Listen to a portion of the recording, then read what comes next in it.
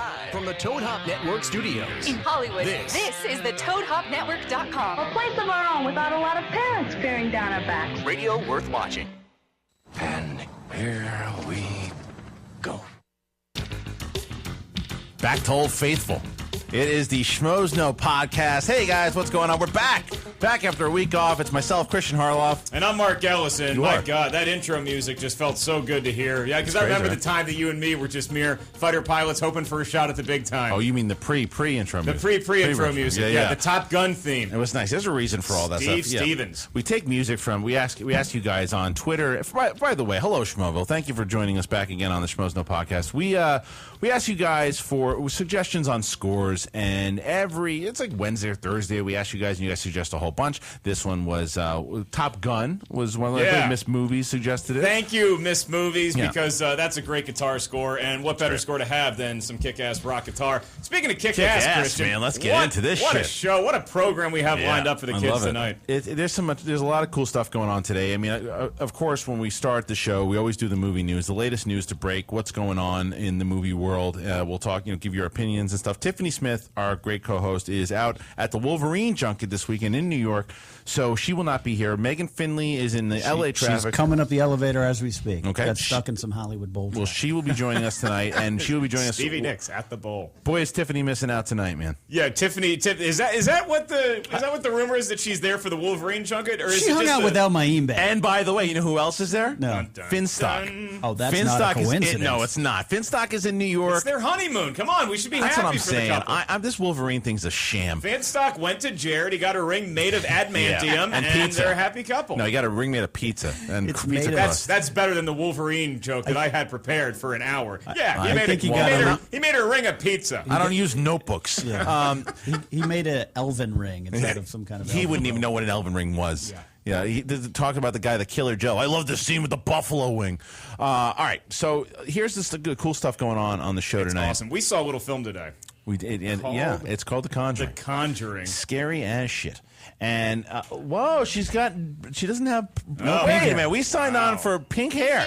Yeah, sorry, dude. Is that why Megan Finley's late, because she had to get all that pink out of her she hair? had to get get all the the pink pink out. out of She my went to hair. the Game of Thrones Khaleesi hairstyling. It salon. worked. Yeah, It works. it's very Targaryen, yes. Megan Finley joining us once again. Welcome back to Schmoville. Oh, thanks. And I'm sorry that I'm not Tiffany or any other Oh, you stopped hot that. girls on the list. No apologies okay. necessary. That's all right. We're It's all happy right. to have you. One woman said that, you know what, as cute as Hugh Jackman is, I'm not flying across the country for him. I'm going to sit in with the Schmoes. That's right. Wow. Now you are joining us because Tiffany's the one missing out because you are joining us for a special show tonight. I don't know if how much you know, but tonight Mark and I were just talking. We saw The Conjuring today. Mm-hmm. Oh, shit. Yeah, and the writers of The Conjuring, Chad and Carey Hayes, are coming on the show tonight. They're twins, which is Twins. scary enough for me. Whoa, wow. Twins are my clowns. kinda creepy. Yeah, like some people just have the irrational fear of clowns. I see twins, and I'm like, wait. Yeah, but then you meet them. We met them beforehand, and they're the coolest guys. Coolest that we dined with that. Well, you guys ate. I didn't eat Yeah, that. but no. Mark showed up to a sushi joint and threw down a Jamba Juice cup on the table. That was nice. But nothing. But anyway, so Japanese food. I'm not gonna eat that. yeah, it's like this is how much I don't like your wrong with Japanese you? food. Here's my Jamba Juice. I'm gonna put it on another table. Now we're gonna talk to them about the movie. Everything that they told us some stories that we can't wait to tell you guys. And Schmoville asked a bunch of questions about like how the writing process starts and things that they learned on set, and we're going to ask them all that stuff. So tweet that in, guys. By the way, at Schmoes Know, or go to Facebook, facebook.com/Schmoes Know. Any questions you want to ask the Hayes brothers are going to be in here probably around the 8:30 area. Do our homework for us and let us know what you want us to ask the Hayes brothers. And after they bid us adieu, we're going to have a very funny comedian buddy of ours, Lou Santini, is going to be sitting in for an epic conversation about an epic topic: robots v. monsters in honor of Pacific Rim. I love that. Our favorite See robots. my necklace that I wore for you guys today? Is Wanna that stare at my boobs for a There's a second? necklace why there? from hearing about Ken Napzok's podcast, the Napzok Files, we talked a lot about What your droid- necklace. About my boobs? Oh, about your boobs. What Okay. droid is Boobs? that? What? What droid is that? It's just a cheap one from Melrose. No, is it a It's just a famous film robot. droid? No, it's I've just never a hated robot. my computer as much as I do right now. I know, you're blocking. Johnny Ice just stood on a ladder. That's fabulous view. Nice. Anyway, I accessorized for the evening. Yeah, but yeah, we're gonna have Lou in. We're gonna talk about aliens and monsters and robots, and then by the way, and we'll talk. We're going to Comic-Con next week. We'll preview that. We'll talk about that. But oh my God, is that next week already? God, we have a new member of the podcast, a brand new member that is because the kid has left us, Shoozy Pants has left us. We have a new member called the Winkleman. The Winkleman Can, and he's going to be calling in tonight. We don't exactly know everything he's going to be doing yet. He's going to explain that to Schmoville. He'll be calling in later. He's going to call in and tell us why he's a member of Schmoville. Yes. Well, why? Well, He's going to let you know why he's doing Is he applying for a job, or does he already have the position? Yeah, he's got the position, but he's going to let Schmoville know what he's doing. And you guys should follow this guy. It's at the Winkleman Can, and trust me, you're going to want to follow him because he's going to have some cool news later on. That's later. Now, Ken. Yes, sir. You look a little disheveled today. It's been a long month. Anytime you don't have the suit on, you are a disaster. You know this. It's true, and I have my gray beard coming in. Yeah, you're very calm now, but before the show started, you looked professional. I mean, you look like Michael Keaton when he was in that alcoholic movie, whatever that thing was. Clean and sober, and you know what? Look, I've been to Vegas, and sometimes when you're out in the daylight, you see the pit bosses, and they're not in their environment. They're not controlling people or trying to count cards. They're just trying to live their life, mowing the lawn in a bathrobe. That's what Kenny looks like. Does he still have it with the news? We're about to find out. Iceman, let's get it rocking.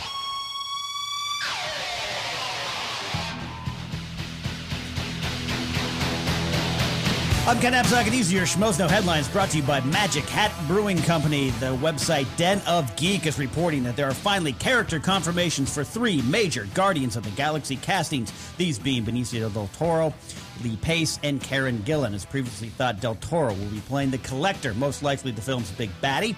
Lee Pace will play Ronan the Accuser, and Gillan and her Kissed by Fire hair will play Nebula, a so-called space pirate who claims to be the granddaughter of Thanos. The full cast list is set to be announced at next week's San Diego Comic-Con. If you're still trying to figure out who and what the Guardians of the Galaxy are, then just go back to taking a nerd's lunch money. During an appearance on Late Night with Jimmy Fallon, Jeff Daniels confirmed that the on-again, off-again sequel to Dumb and Dumber is on. Daniels alleged that the script is, quote, hysterical, and the production will start in September, though he does add, I'll believe it when I'm actually there staring at Jim Carrey. The movie's release will coincide with the first film's 20th anniversary. Universal have picked up the rights after Warner Brothers bowed out of the process. The film is titled Dumb and Dumber 2 with a grammatically incorrect 1-0 instead of 2.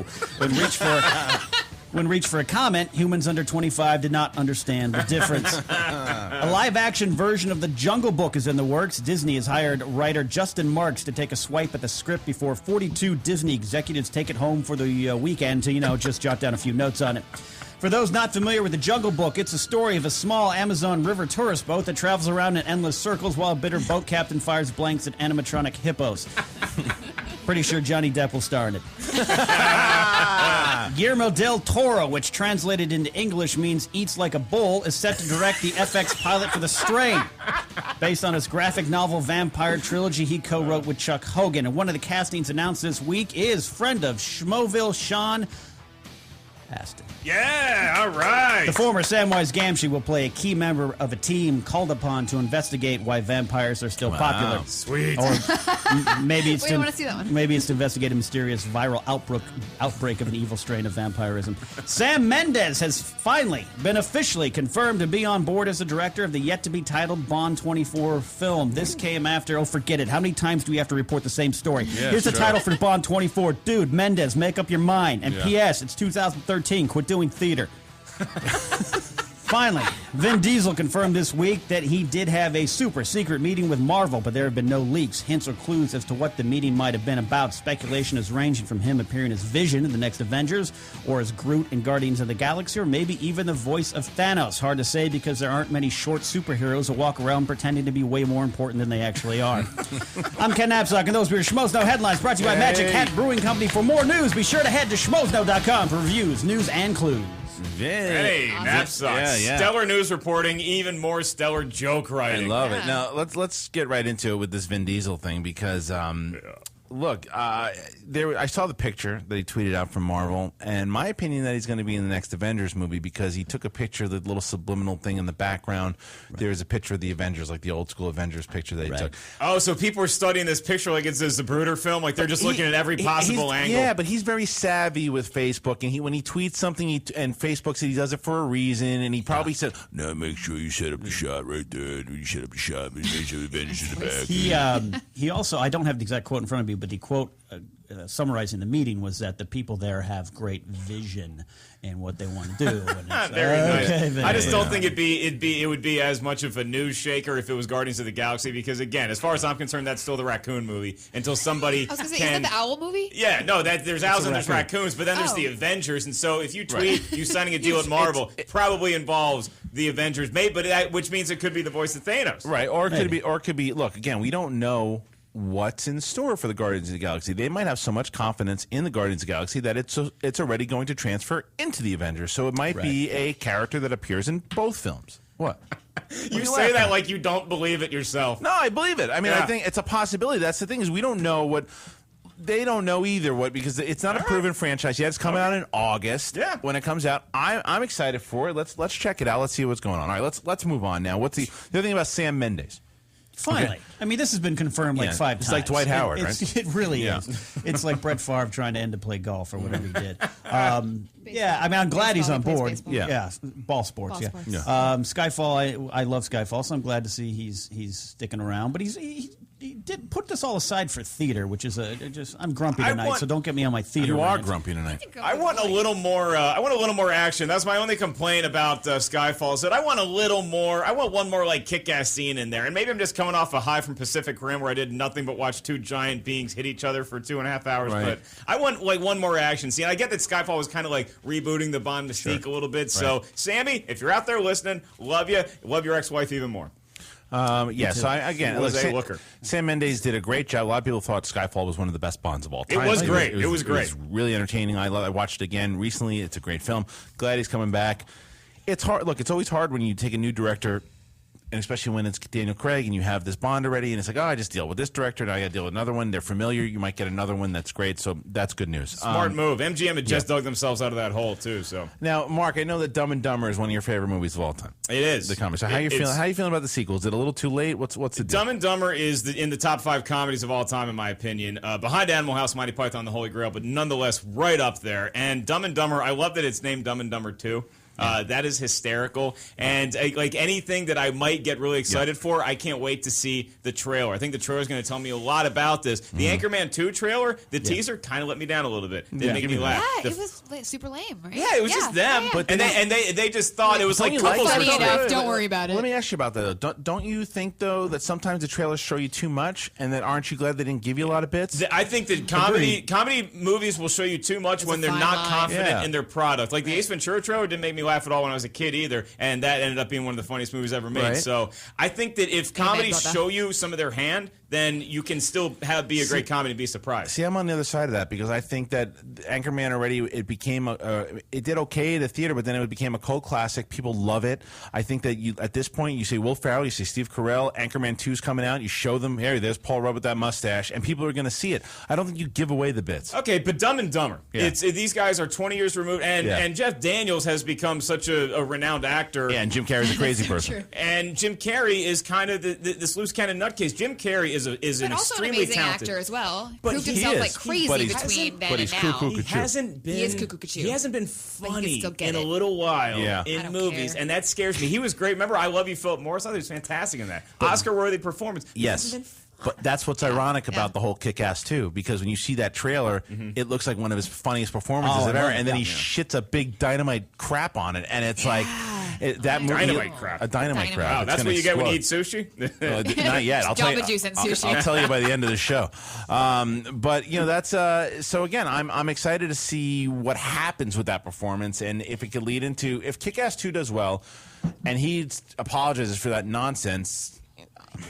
He won't. I know. He doesn't have to. I don't think he needs to apologize. But in a way, I'd he brought more press to it anyway. That's what I said originally. That's what I said. That whole story can be quelled by 1 3-minute sit down on a couch with Letterman, and then it's done, and we can move on with our lives. All right. So speaking of moving on with our lives, let's get to the other story. Ken? There was another one in the beginning there that you had mentioned.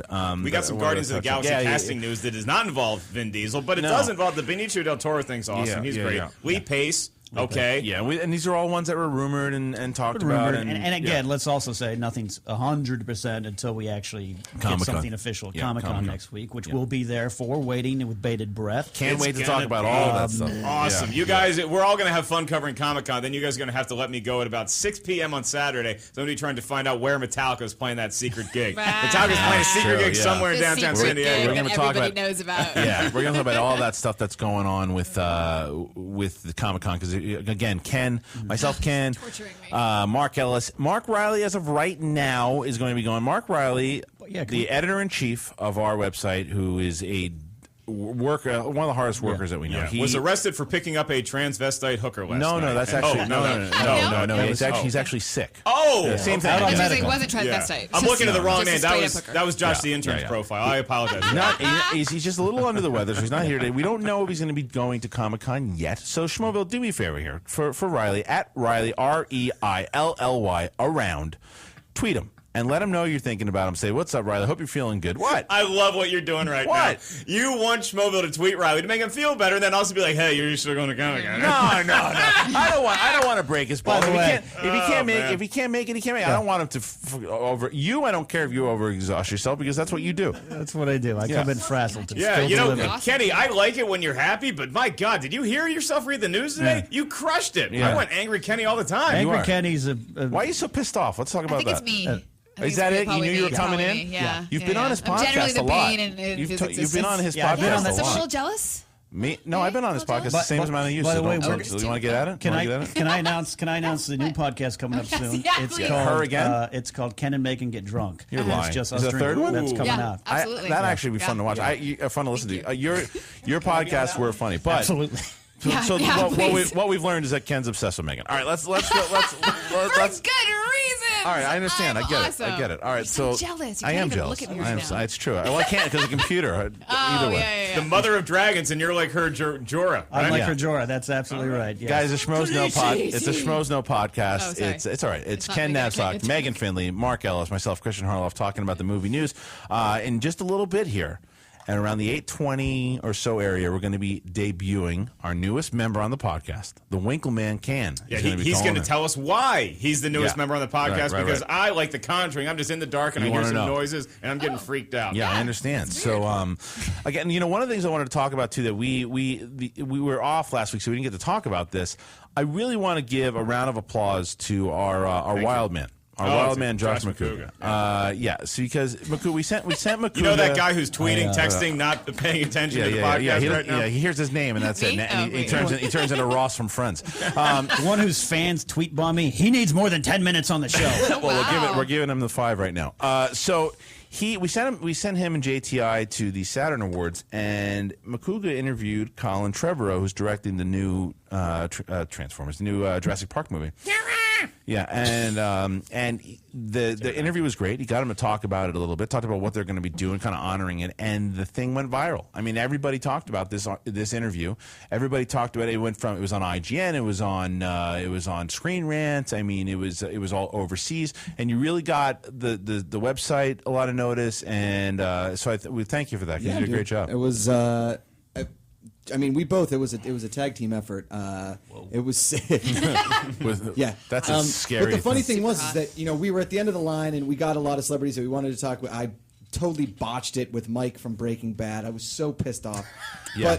But he's a scary looking dude. Yeah, that's forgivable. He was wearing a hat with a feather in it. It was incredible. Yeah, that's so. At a LARPing convention.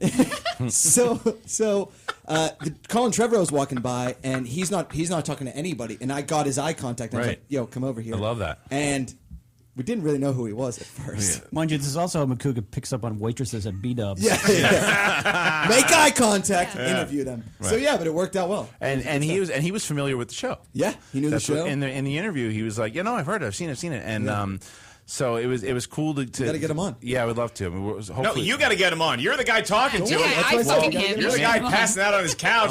We'll get some context. We'll figure out, and hopefully we'll tweet him. We'll try to get him on the show because that would be good to get him on the show. Yeah, well done, boys, at it was good. It the was great. Saturn Awards. Could've A lot done of it big with stars the there. Josh round. And the interview with Joss Whedon you guys did was. Oh no, wait, that didn't happen. But no, you were great. You're great. Hey, Yeah, it was good. Who's my and, guy? And that's the thing is that what I hope we can do is we're working on. I would love to try to get Macuga at Comic-Con for like a round of interviews on like a Saturday or something, because Marvel has their thing going on. So we're if you have a free badge, mail it to Josh Macuga at wildman.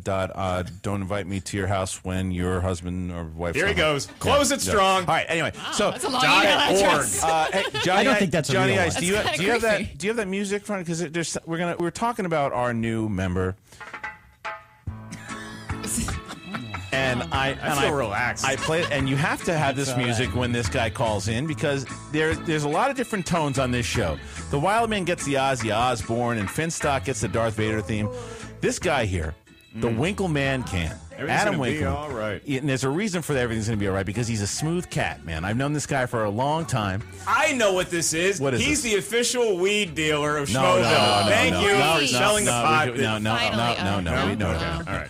He's going. There's something. He's very tapped in, very tapped into the business, knows the industry well, and he wanted to call in and talk to us. He said, "I want to be part of the show," and I said, "Of course. I've known you for a long time, but I don't know exactly what you want to do." Both good friends. So, without any further ado, I want to welcome to the show the Winkleman can, Adam Winkleman. Adam, are you there? Yes, sir. Adam Winkleman, what's up, dude? So, how you doing, man? What's going on? Oh, my friends, Christian, Mark, Kenny, you look good, man. I got you guys on the Toad Hop Network right now, and I gotta say, buddy, you look Beard. great. Megan, I don't know you, but you look good too. Thank you. You look great too, honey. Just smoothiest. Yeah. So smooth. all right. So Winkleman. So what's the deal? What you're calling in? You're talking about the show? We talked briefly. We're bringing you on. Let Schmoeville know, what's your role. What are you going to be doing for the Schmoes Know Movies podcast? Well, you guys have been crushing it lately. I'm so proud to see what you guys have accomplished over the last few years. I remember when you guys were shooting these reviews in my bathroom back in the Blackburn days, and The Watchmen review. that was the beginning of it all, and now you guys have achieved I think you told me like 300,000 subscribers and 13 million hits. You guys are taking to the next level, and I want to help you guys take it even further. I think the Tweet the Celebrity shit you guys have been doing is fantastic, but I think it's time to go even further, and I'd like to see if I can help you guys out. No, I like that. Is it Facebook a celebrity? Yeah, is Facebook celebrity? So what? Wait. So how do you suggest? So you're talking about guests then? How do you suggest helping us out then? And you're talking about like booking bigger guests, correct? Yes.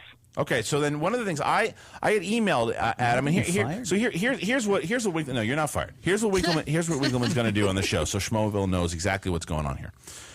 I emailed Adam Winkleman 3 guests that we would love to have on the show, and so what Winkleman will be doing every week is we will be giving him 3 guests that we want on the show. I get it. Schmoeville will tweet him at the Winkleman Can on Twitter, and he will take suggestions from Schmoeville and take the 3 that we want, and every week we'll call these people's publicists and agents and try to get them on.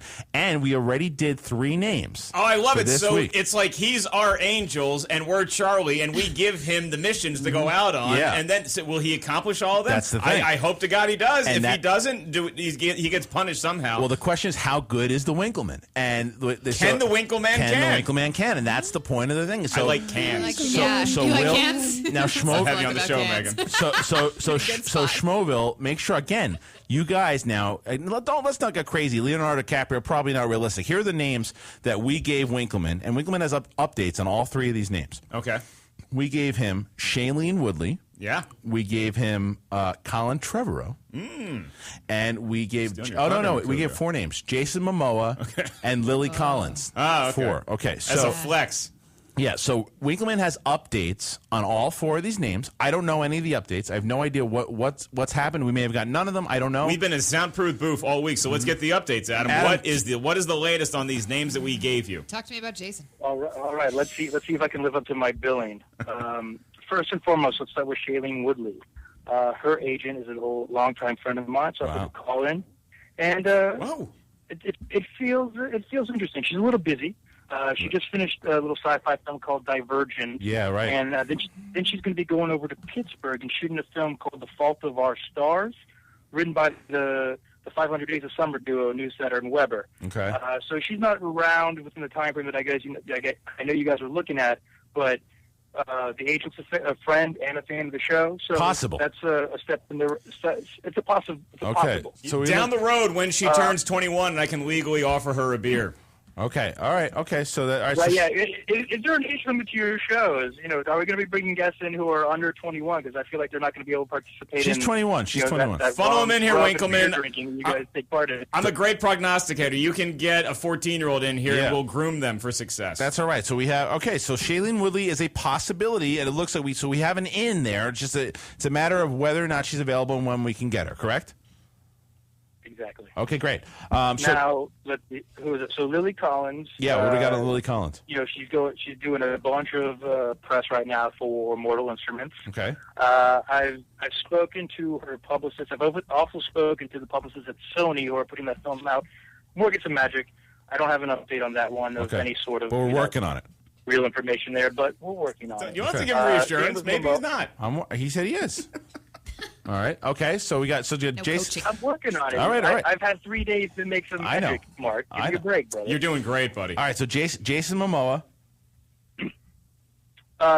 Same situation. Okay. Working with his manager, working with his publicist, trying to figure out a schedule. He's got that movie. I'm totally blanking on the name. It's a biker movie that he directed and is starring with his wife and Wild Hogs 2. The Mark Ellis story. Extremely hot Sarah Shahi. Okay. What's that? Kenny said Wild Hogs 2, the Mark Ellis story. Yeah. Yes, Wild Hogs 2, the Mark. It wasn't already Wild Hogs 2. I think it's Wild Hogs 3 at this point, buddy. Yeah, that's true. Um, Yeah. All right, and then Keep up on your Wild Hogs the last knowledge. and final name. Last and final name. I believe I am earning my keep right now. Oh, what'd you get? Colin Trevorrow. Well, there's a gentleman by the name of Colin Trevorrow that I want to give a shout out to the wild man Josh for planting the seed because I reached out to his manager and I actually heard back directly from Colin. Wow. Colin called you or emailed you? Colin Trevorrow sent me an email. Nice. Okay. Whoa. Wow. Okay. So what did Colin say? And Colin said he is definitely a fan of the show. Yes. He even put in the email, said, evidence of this email, I will come on your show. Nice. The caveat is he wants to wait till it gets a little bit closer to Jurassic Park 4, is a little bit more real, a little bit closer to the release. You tell Trevorrow he gets next week or he's out. No. No, do we not? I'm sorry. I'm sorry. Keep the inside voice in. Okay, sorry. I tried to pitch him on Flight of the Navigator that he and Donnelly are doing to see if see if we get any info. Is that on true? whether They're doing Paul Flight of the Rubens Navigator? was going to be the voice of Max again. What? Wow! Look at you! Wow! Oh my I didn't God. know that. Oh, that's there's no. I haven't validated that. It was a question I threw out to him. I don't have an answer. But okay. My inner child just shot his first load and wonders what happened. Got it. Okay. So, all right. So then that's it. And then I know that we had one of the names that we put in for next week was Michael B. Jordan, who is in the new movie Fruitvale Station. Now you haven't started on that yet, correct? I've got some feelers going. It looks like his publicist is the same as Lily Collins. Okay. So I'm going to keep working that angle and, keep moving and keep forward. working. Okay, so here's what we're going to do then. We're going to throw out 2 more names just to put on your list whenever, so you can work on, so we can maybe, if we have any updates on the ones for today, but so you can work on next week. Mark Ellis? Yeah, the real name is the Michael Jordan, just the basketball player. right. I figure while he's on the MJs, why not? Well, yeah, but who would you know? We're like somebody else. So who else would you like Winkleman to try for next week? And we're going to get, because Josh Macuga also was the one who was responsible for Trevor, we're going to let him pick one as well. Okay, the one I'm going to stick in the Michael B. Jordan vein because he was the star of the film Fruitvale Station. I would like to get the young director of that masterpiece on, Ryan Coogler. Ryan Coogler, okay. Ryan Coogler. Okay, I like it. Okay.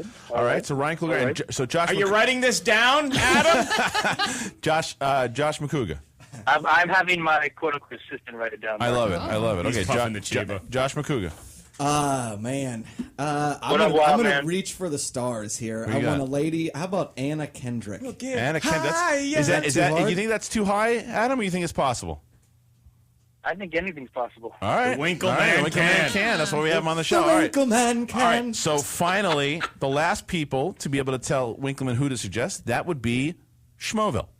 So, not you, Kenny. So Dan Lauria, yeah, so- the dad so- from Wonder Years. All right, Schmoville. So I could get us again, Dan Lauria. I could get us Dan so Lauria. tweet in at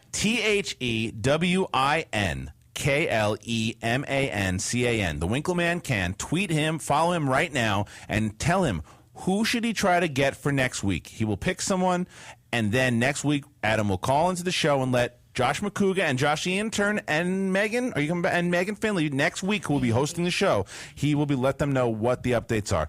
Adam, welcome to the show. Very good to have you, man, and we look forward to working with you. It's been a pleasure, my friends. Thank you for having me, and I'll keep up the good work. You do the same. Later on. See you soon, sir. The Winkleman can. Yeah, that's a smooth cat right there, man. Take care of that glaucoma, Adam. That's a cool segment. Very happy to have him on the show. I think he's going to get somebody, and I think he's going to get somebody. All right, here's something for everybody before we go to break. Oh, you want to take bets on who he gets? How long before he nabs a guest? Over, under a month. I'd say it should be the end of August. Before August is out, does he get somebody? I'm gonna say yes. You're gonna say what do you mean yes? I think Over, we got under. Kugler. I think we got Kugler. So you're gonna say under the end of the month. I'm also going to say under. JTI is going to go under. Everyone's got faith in the Winkleman. I want to know what Schmoville Kenny? thinks. I'm going to go over because August is booked. All right, thank you. If we get a bigger guest, people are getting bumped. Yeah. Megan, over, under. It will bump the hell out of me. What? Whoa, Yeah, see, definitely. Yeah, that. Okay, I just heard bump the hell out of you. Somebody's getting That's bumped good the hell out. All right, Johnny Ice, over, It's under. a rail moon. Johnny Ice, over. Johnny's going under. Wow, everybody's got faith in the Winkleman can. He seems really, like, We got feisty. faith. He's Really, feisty. yeah. He's excited. All right, Yeah. guys. So again, we'll be back in the second half with the Hayes brothers, who wrote The Conjuring. Cannot wait to talk to these dudes. Some of the coolest cats you're ever going to meet. And we'll be back just a second. Schmoes No Podcast. Megan Finley, Christian Arloff, Mark Ellis, whole crew. Bye.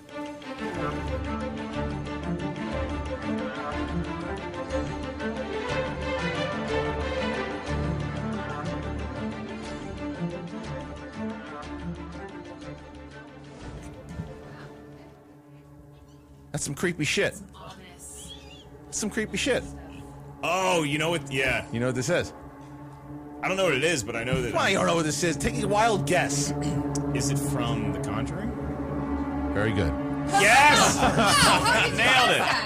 It's from The Conjuring, and there's a reason. Why would you play that music right now? Because I want to scare the shit out of everybody. And because we have the writers of the movie in studio on the Schmoes No Podcast, good friends of mine, the Hayes brothers, Carey and Chad. Yeah. Guys, what is going on, guys? Super happy to be here. Oh, guys, so happy to have you guys here. And we were just telling the Schmoville that we were able to have dinner right beforehand. We talked a couple stories, and the stories are ready. You guys broke bread. I met you after you guys were done eating, and the checks were being paid. So now, so here's what we're going to do with the guys, because they have some really great stories that they told, and we're going to get into a lot of their cool stories. But I want to tell Schmoville how I met the guys and how I know the guys. Yeah. Because Here it comes. yeah. So Wait, are you going to tell the truth? yeah, I'm going to tell the truth. So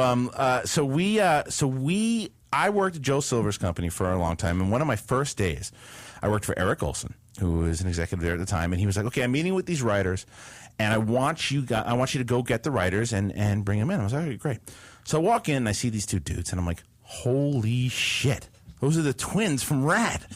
And Rad was one of my favorite movies. I forgot about that. It was one of my favorite movies as a kid, and I looked, and I can't remember. Whoa! And I can't remember which one of you guys it was. What's that? Oh man! Does that send me an angel? What's going on over here? So when this movie, when I was a kid, it changed your life. Changed it my life. seems I loved like it. I was a BMX kid, so I went to you guys. I said, "You guys were in one of my favorite movies of all time," and I can't remember which one of you guys said it, but you said, "What movie?" And I said, "Rad." And you said, "Shut the fuck up." and you said no one saw Rad. And I said, "I'm from the East Coast." And they go, "Okay, you saw Rad." And it was again, and you guys turned out, but besides being from that movie, which I loved, you guys were some of the coolest people I met there, not only because you were cool dudes, but because you knew so much about the business and what was going on, and you've been writing for so long. And that's what I wanted Schmoville to learn about you guys. How long you've been writing? How did you go from acting into writing? We wrote before we even acted.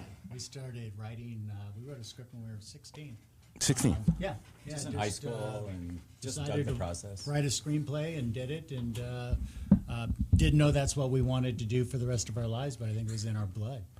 You were done with the BMX racing permanently. So, you decided to pick once up you a do pen. RAD, you can't turn back. Hey, you So we stop the figured mic with and RAD, walk away. that's You true. can't At top the that top. shit. Yeah. Exactly. No, what happened is we both were actors and writers and doing it both at the same time, but it sort of pinnacled at a point where we both started working as actors and getting hired as writers. So we had to make a conscious decision, or we chose to, because we both had young kids at the time and families.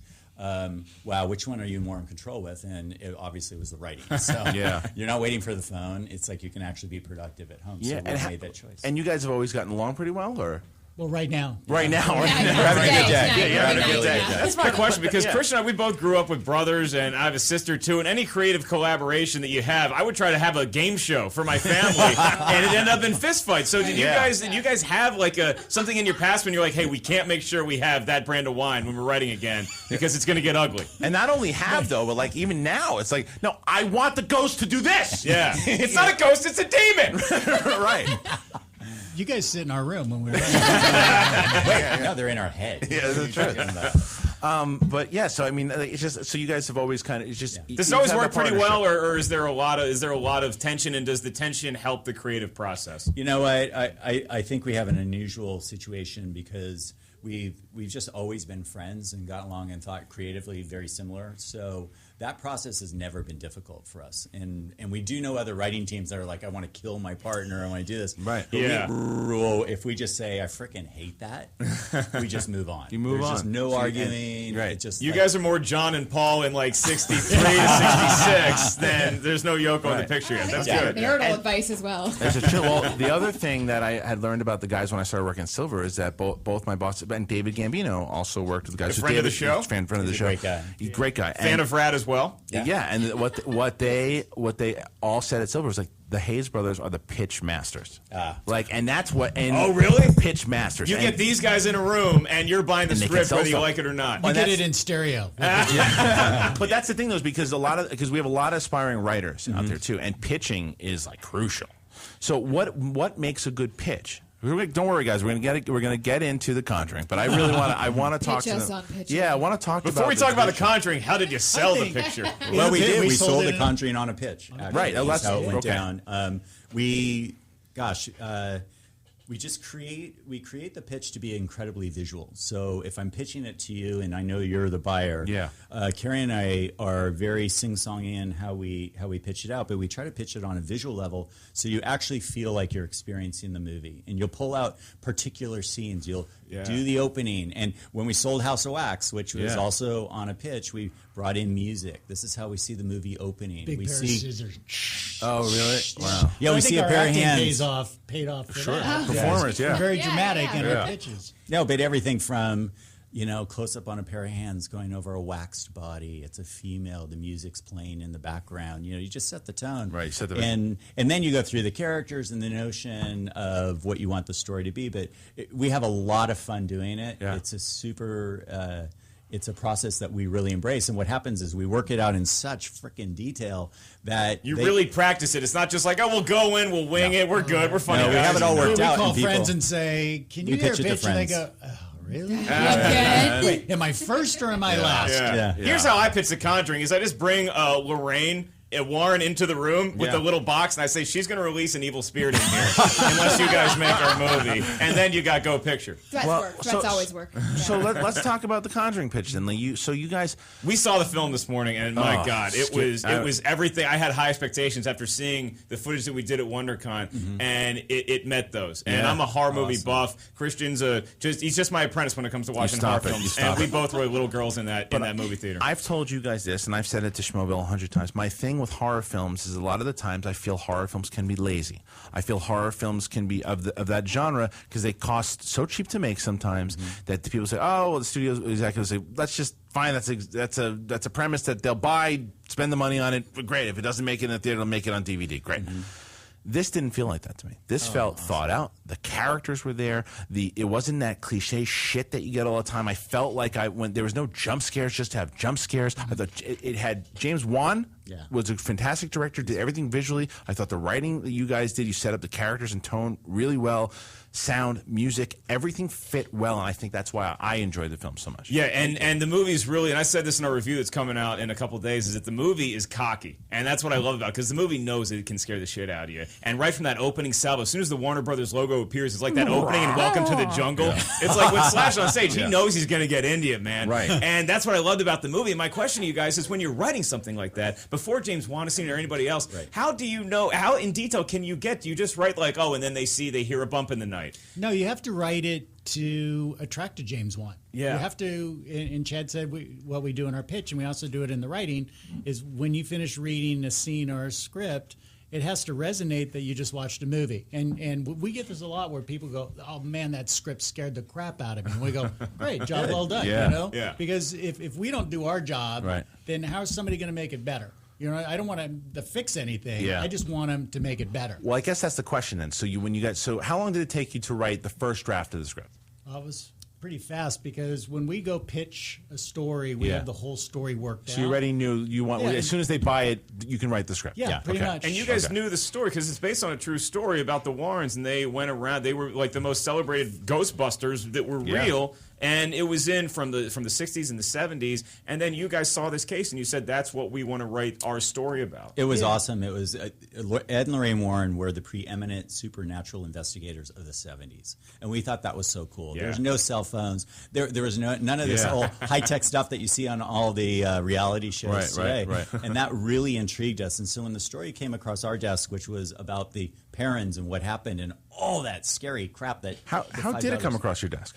Through Peter Peter Safran. Safran. Peter Safran sent it to us, our producer. Okay. And Peter So take a look. He gave it to our management, Ken Freeman, who's at Circle. Okay. And Ken said, hey, give it to the take a Hayes look. brothers. Take but a we look. did, and we read it, and it was super cool, except there was a little paragraph in there about the Warrens coming in to investigate it. And Carey and I were like, Ed and Lorraine Warren? Because in our just being in the world we are, you come across their name a lot because they've covered thousands of investigations. Amityville, Haunting in Connecticut, all these other stuff.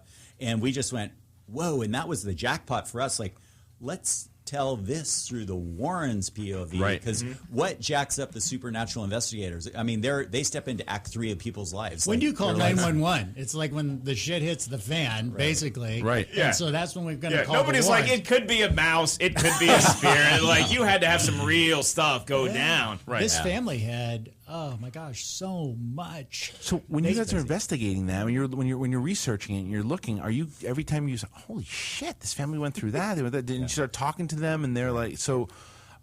Now, but when you're interviewing these, because again, everyone's skeptical right away when you hear about these stories. Is there a time when you're talking to these families and you're even a little skeptical?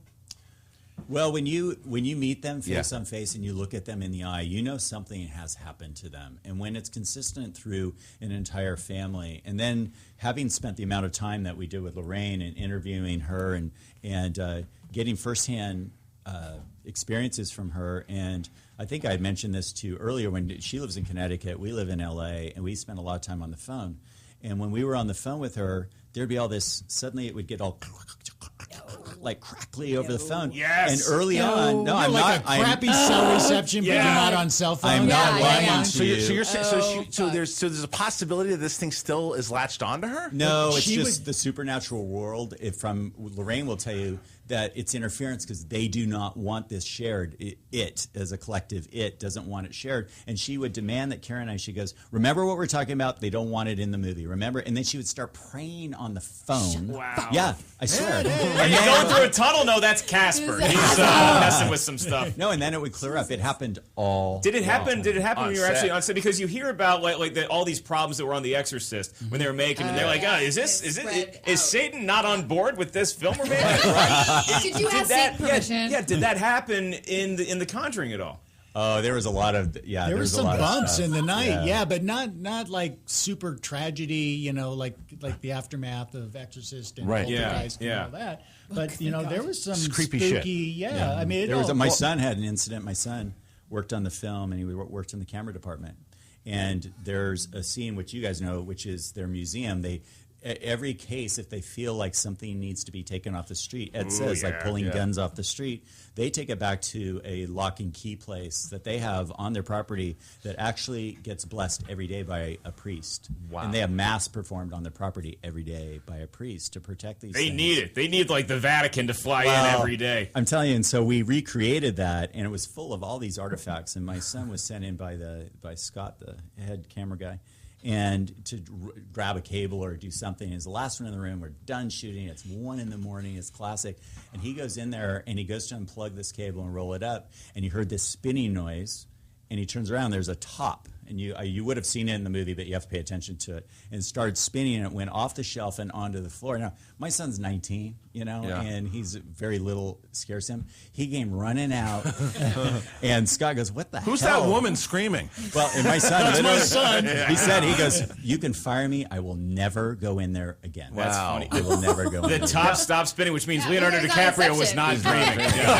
There was something also you guys had told me, too, and that was about when Lorraine came into the house. Yeah, when she came on the set, it was which was not the actual house where the events took place. It was built in Wilmington, North Carolina. Shout out to my home state. Yeah. Screen Gems. Screen Gems there. And Lorraine came on the set, and she's walking through the house, and she passes by this one room, and she said to James, to James, there's something in here that shouldn't be here, basically. Right. And James said, Lorraine, we built this house, from scratch. It's all new lumber, like 12 weeks ago. Yeah. And she goes, but what did you fill it with?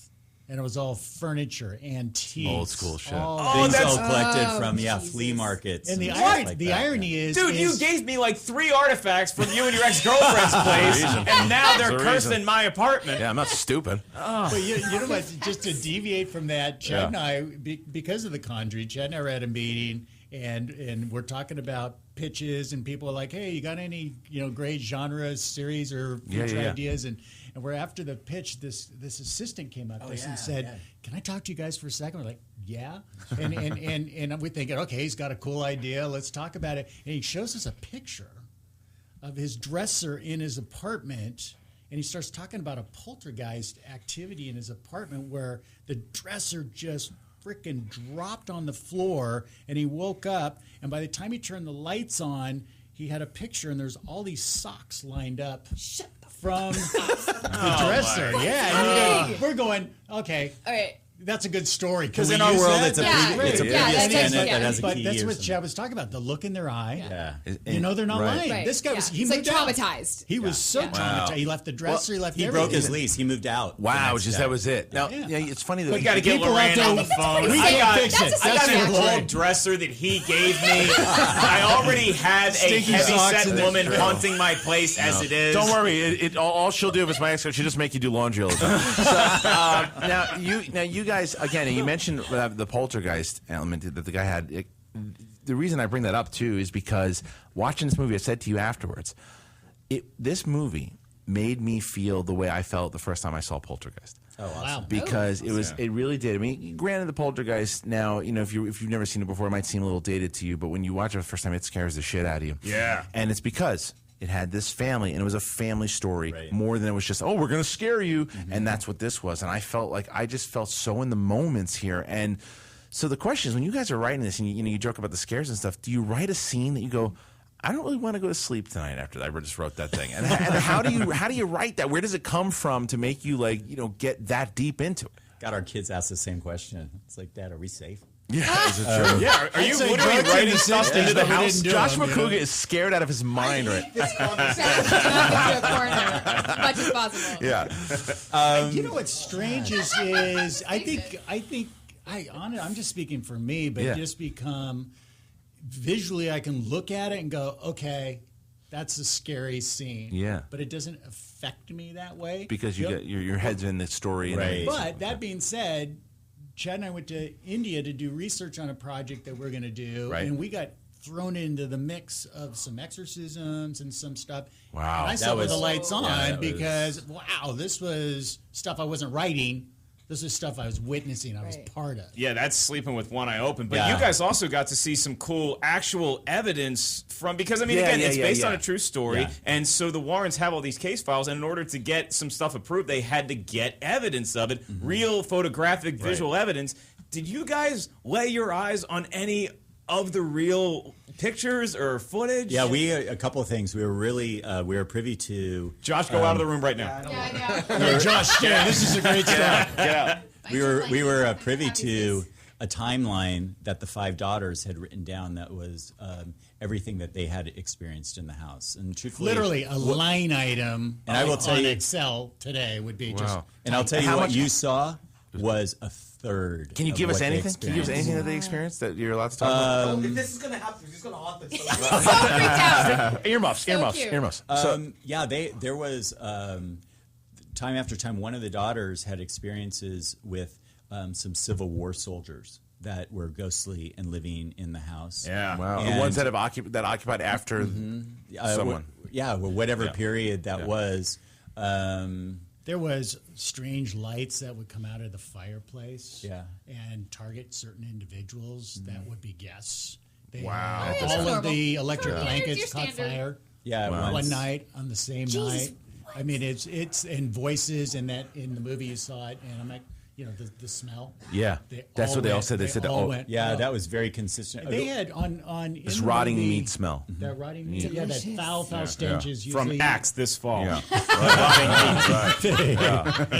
of the cool things that we did see and that Lorraine shared with us was the actual in the movie. You see an actual film footage of an exorcism taking place. With this guy the archive footage. We saw that real footage. The real footage. How accurate from the film? Oh, 100%. James Wan is like super. What you didn't hear in that is that man was possessed twice in his life. Yeah, 2 times. Wow. By the same. They performed. Not Ed and Lorraine. 3 priests have performed, and the footage we saw was of a lockdown camera on that dude. And what you guys don't know, because you haven't seen the movie yet, other than these two, is that this is a dairy farmer. He has a 3rd grade education, and he literally is bleeding blood from his eyes. This is in the actual footage, too. Footage that we saw. And this is why we were so on board backwards. Wow. Right. Speaking Latin and he backwards. pulls up his shirt, and that was all true. And upside-down crosses were appearing on his stomach. And it was... And this man was in so much pain, I can't even tell you from the footage that we saw, that we looked at each other and went, oh, my God, do we really want to get into this? So let me ask you a question then with that, then, too, because I thought about this when I was watching the movie. Were you guys beforehand, were you God-believing men? Yes. Okay, so are you God-fearing Christians? Yeah. Oh yeah. No, but even more so. I want to even more so than watching this too, because again, this is a movie that could convert people, especially with the Warrens' quotes and what they say. Because again, Ed Warren was such a straightforward kind of guy. He's like, yeah, look, you got a fucking demon in your house, and I've seen some shit, and this is what I've seen, and this is why I believe that stuff. Are you guys more on that train now than ever before, or did this not change that much, move the needle for you guys personally? Oh, I'd say I moved the needle big time, because you realize when you watch these movies, this is something Lorraine shared with Karen and I, and I believe it, is that the Brad Hamilton character, the cop, is they always brought cops onto their investigations because Ed's dad was a cop and he trusted them. But he always found cops that were non-believers because they loved to watch the transformation. They loved to watch them become believers. And a chief of police in one of the investigations had a bunch of his cops with her, and Lorraine and Ed were there, and his entire group of cops were freaking out because there was a poltergeist activity that happened right in front of them, and they had never experienced anything supernatural.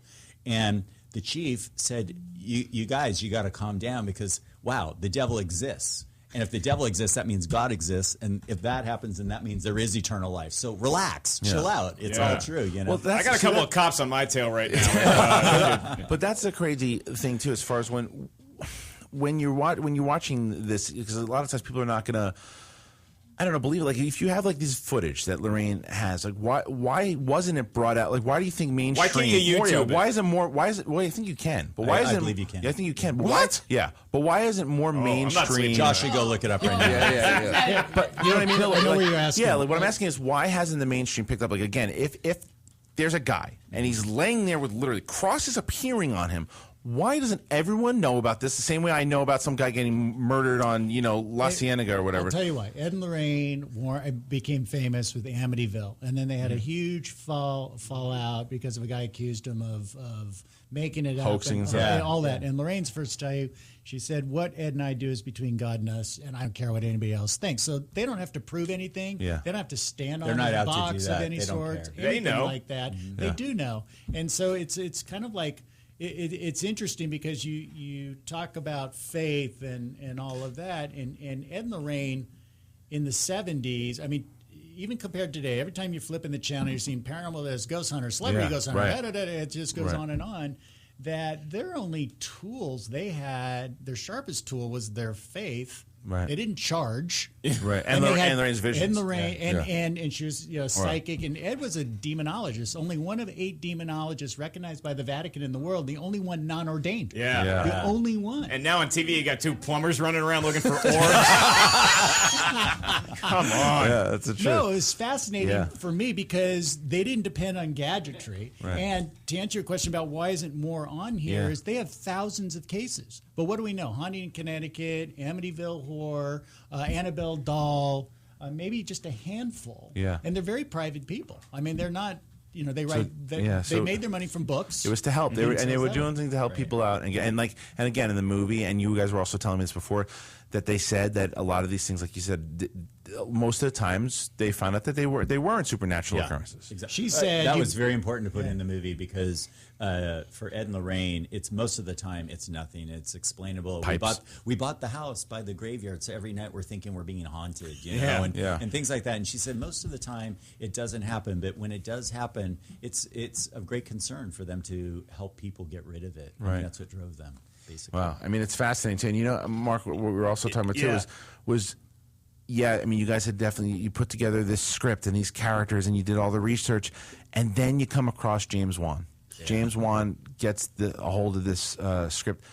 Yeah, because in the wrong hands, this could end up with a leprechaun on the moon. Yeah, that's true. Well, you can get studio notes. You can get studio notes like, guys, maybe this happens. And it seems like, because we've all been on that end where it's like, oh, guys, I have a script. This is what I want. Yeah, it'd be great, but I think it'd be better if it wasn't this. Yeah. That's my whole script. You mean like ghosts don't talk like that? Right. No, it was awesome when we turned in the draft in New Line, the guys there, Dave Newstead or Walter Amata, Richard Brenner, Toby Emmerich, these guys, they were very responsive to the first draft, and that got Carey and I really excited. And they said, okay, we're going to go out to a filmmaker, and we're like, who? And they go, James Wan.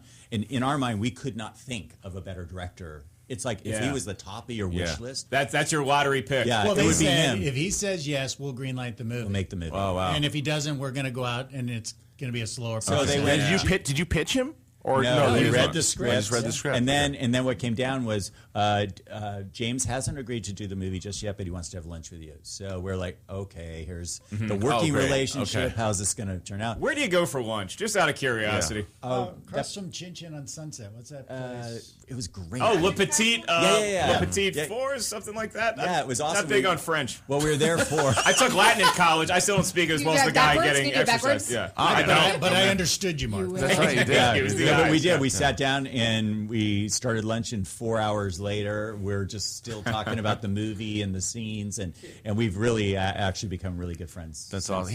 He's so talented. We got to interview him at WonderCon while we were there because he was walking by us. We're like, dude, you're the guy. Yeah. We had just seen the footage at the panel, and then afterwards, Christian was in line getting a hot dog. Pretzel. And I think I think Josh the intern was like, hey, dude. No. I was on this. I was. Oh, you all found me. him. I had just seen the panel. I was the footage blew me away, and I'm literally getting. And I see him walk by, and I was online. I was like one, and I love my pretzels, and I was one before to get it. And I said, you know what, fuck this. I jumped off. Pretzel bailed. Pretzel bailed. I jumped. And I said, James, we're a huge fan of what we just saw. Look, we do a show. We'd love to. And he was so great. So you guys, if you want to watch it, you can just do Schmoes. No, watch Christian James get Wan. hypoglycemic halfway through the What did they show at WonderCon? What was it? They showed 3 scenes. They showed the one scene, and this is what we should definitely talk about too. I'm glad you asked because they show the scene. The game. Oh, clap. I have not seen that. The The clap there's that haunts my this is in That's scarier than the STD, the clap. Yeah, I was gonna say, it's actually scarier than the I want to actual talk about clap. the thing because if you see that, I think it's in the. Is it in the trailers too? yeah. Okay, it's in the trailers. Okay. Oh, yeah. So if you've seen the trailers and you know what we're talking about, basically the family plays this game where they hide and the kids, they go, all right, first clap, and then if you're hiding, they go like that, and they clap. Kind of like a Marco Polo. So the little kid wants to play with the mom, and then she's like, okay, let's play. So she's running around. She goes, and then she heads into this room. She's like, okay, second clap, and then we don't think that's the little girl anymore. And you see these creepy arms come out, and they're like, now, how the hell did that scene come about? Oh, we have to hand that to James. That was the truth is that was your director elevating. Yeah. You know what we're talking about when you read a script and everyone comes on board and they elevate. They elevate it. Okay. That was James coming on board and he goes, guys, I just always wanted to play a hide and seek scary game, and I have this notion of like this. And we went, done. Just Okay. how you Done. pitched it out is how he pitched it out. We go, I'm sold. Yeah. You guys are like, that sounds fucking scary. What the hell am I doing here? No, it was really great, and working with him, I will tell you, was a lot of those elements of taking the scene as it's written, and then just starting to construct other elements of how to even make it bigger and better and stuff like that. So it just made it exciting for us. Yeah, and it was also exciting the fact that you guys focused on the Warrens. Yeah. Because you could have just went on the family like a lot of people do. Again, and that was one of the things that we both talked about as well. Normally in these movies, you see right off the bat, they're scared, and then it's like, oh, it might be haunting. It might not be. Oh, you're crazy. Yeah. And then it just goes on forever. So there's a dead chick in the attic. Come on, Estelle, Who get over doesn't it. have at least one of those? Her face was just upside down. and no, it doesn't matter. So, but not in this movie. This movie, you get to it, you get to the Warrens, and that's what it's all about. So, again, the two guys, families converging and everything coming together. If I can ask you guys one more question, it's that so you write this, and it's a great gig you guys got. You're living the dream right now. Right. So you sell a script, you're making money, providing for your family. Is there with this movie in particular? What do you hope that your work does to audiences? Is it just so that they can't sleep and they piss their pants, or is there something else that you guys hope it hits? That's a great Thank question. you. I'm a professional podcaster. I know. You do good work. Yeah, I wrote that for him during You know sushi. what I think any filmmaker, or no matter what level, is what's the water cooler talk after the movie? Yeah. What do people talk about? People talk about, was that real? Was it not? Was it their faith in God that saved the day? Was she really possessed? It just it stirs. Why is the so water much. cooler on by itself? Well, it's very interesting because I did a family and friends screening at New Line, at their little studio there, and I had a buddy of mine bring his son, and his son is 18 and just on the fence about believing. Yeah. And my buddy wrote me an email next day and said, "Thank you." He goes, "You have got my son all the way home." Because he said, "Dad, is that real? Was that really real? You know Carey. You know these was guys. that real?" And Mikey asked me that, and I said, "Absolutely, it is." And so it's kind of like what Chad said earlier. Well, if that's real, Right. then this has to be real. Right. And it just got him kind of questioning. Right. So it's looking. Is that His philosophical? thought If that is true, then this is true. Yeah. Then this must be true. What's crazy is because we've been to a number of screenings now, LA Film Festival, all that. You guys must love watching a fresh audience go into this. We don't even watch the movie anymore. We just watch watch the people's people. reaction. But what comes out of it, and been happening a lot, is literally people don't leave the theater right away. You see them just kind of sitting there and Recovering. talking to each Trying to other. figure or just out. sort Yeah, I of love that. Just chilling and just trying to kind of get their bearings. Yeah. You know? How do I tie the And- sweatshirt around my jeans so nobody can tell I peed? Let's listen, guys. You know what? We were at. I'm sorry. No, please. You We go ahead. had. We were doing a panel a couple of weeks ago at the Four Seasons and for Variety.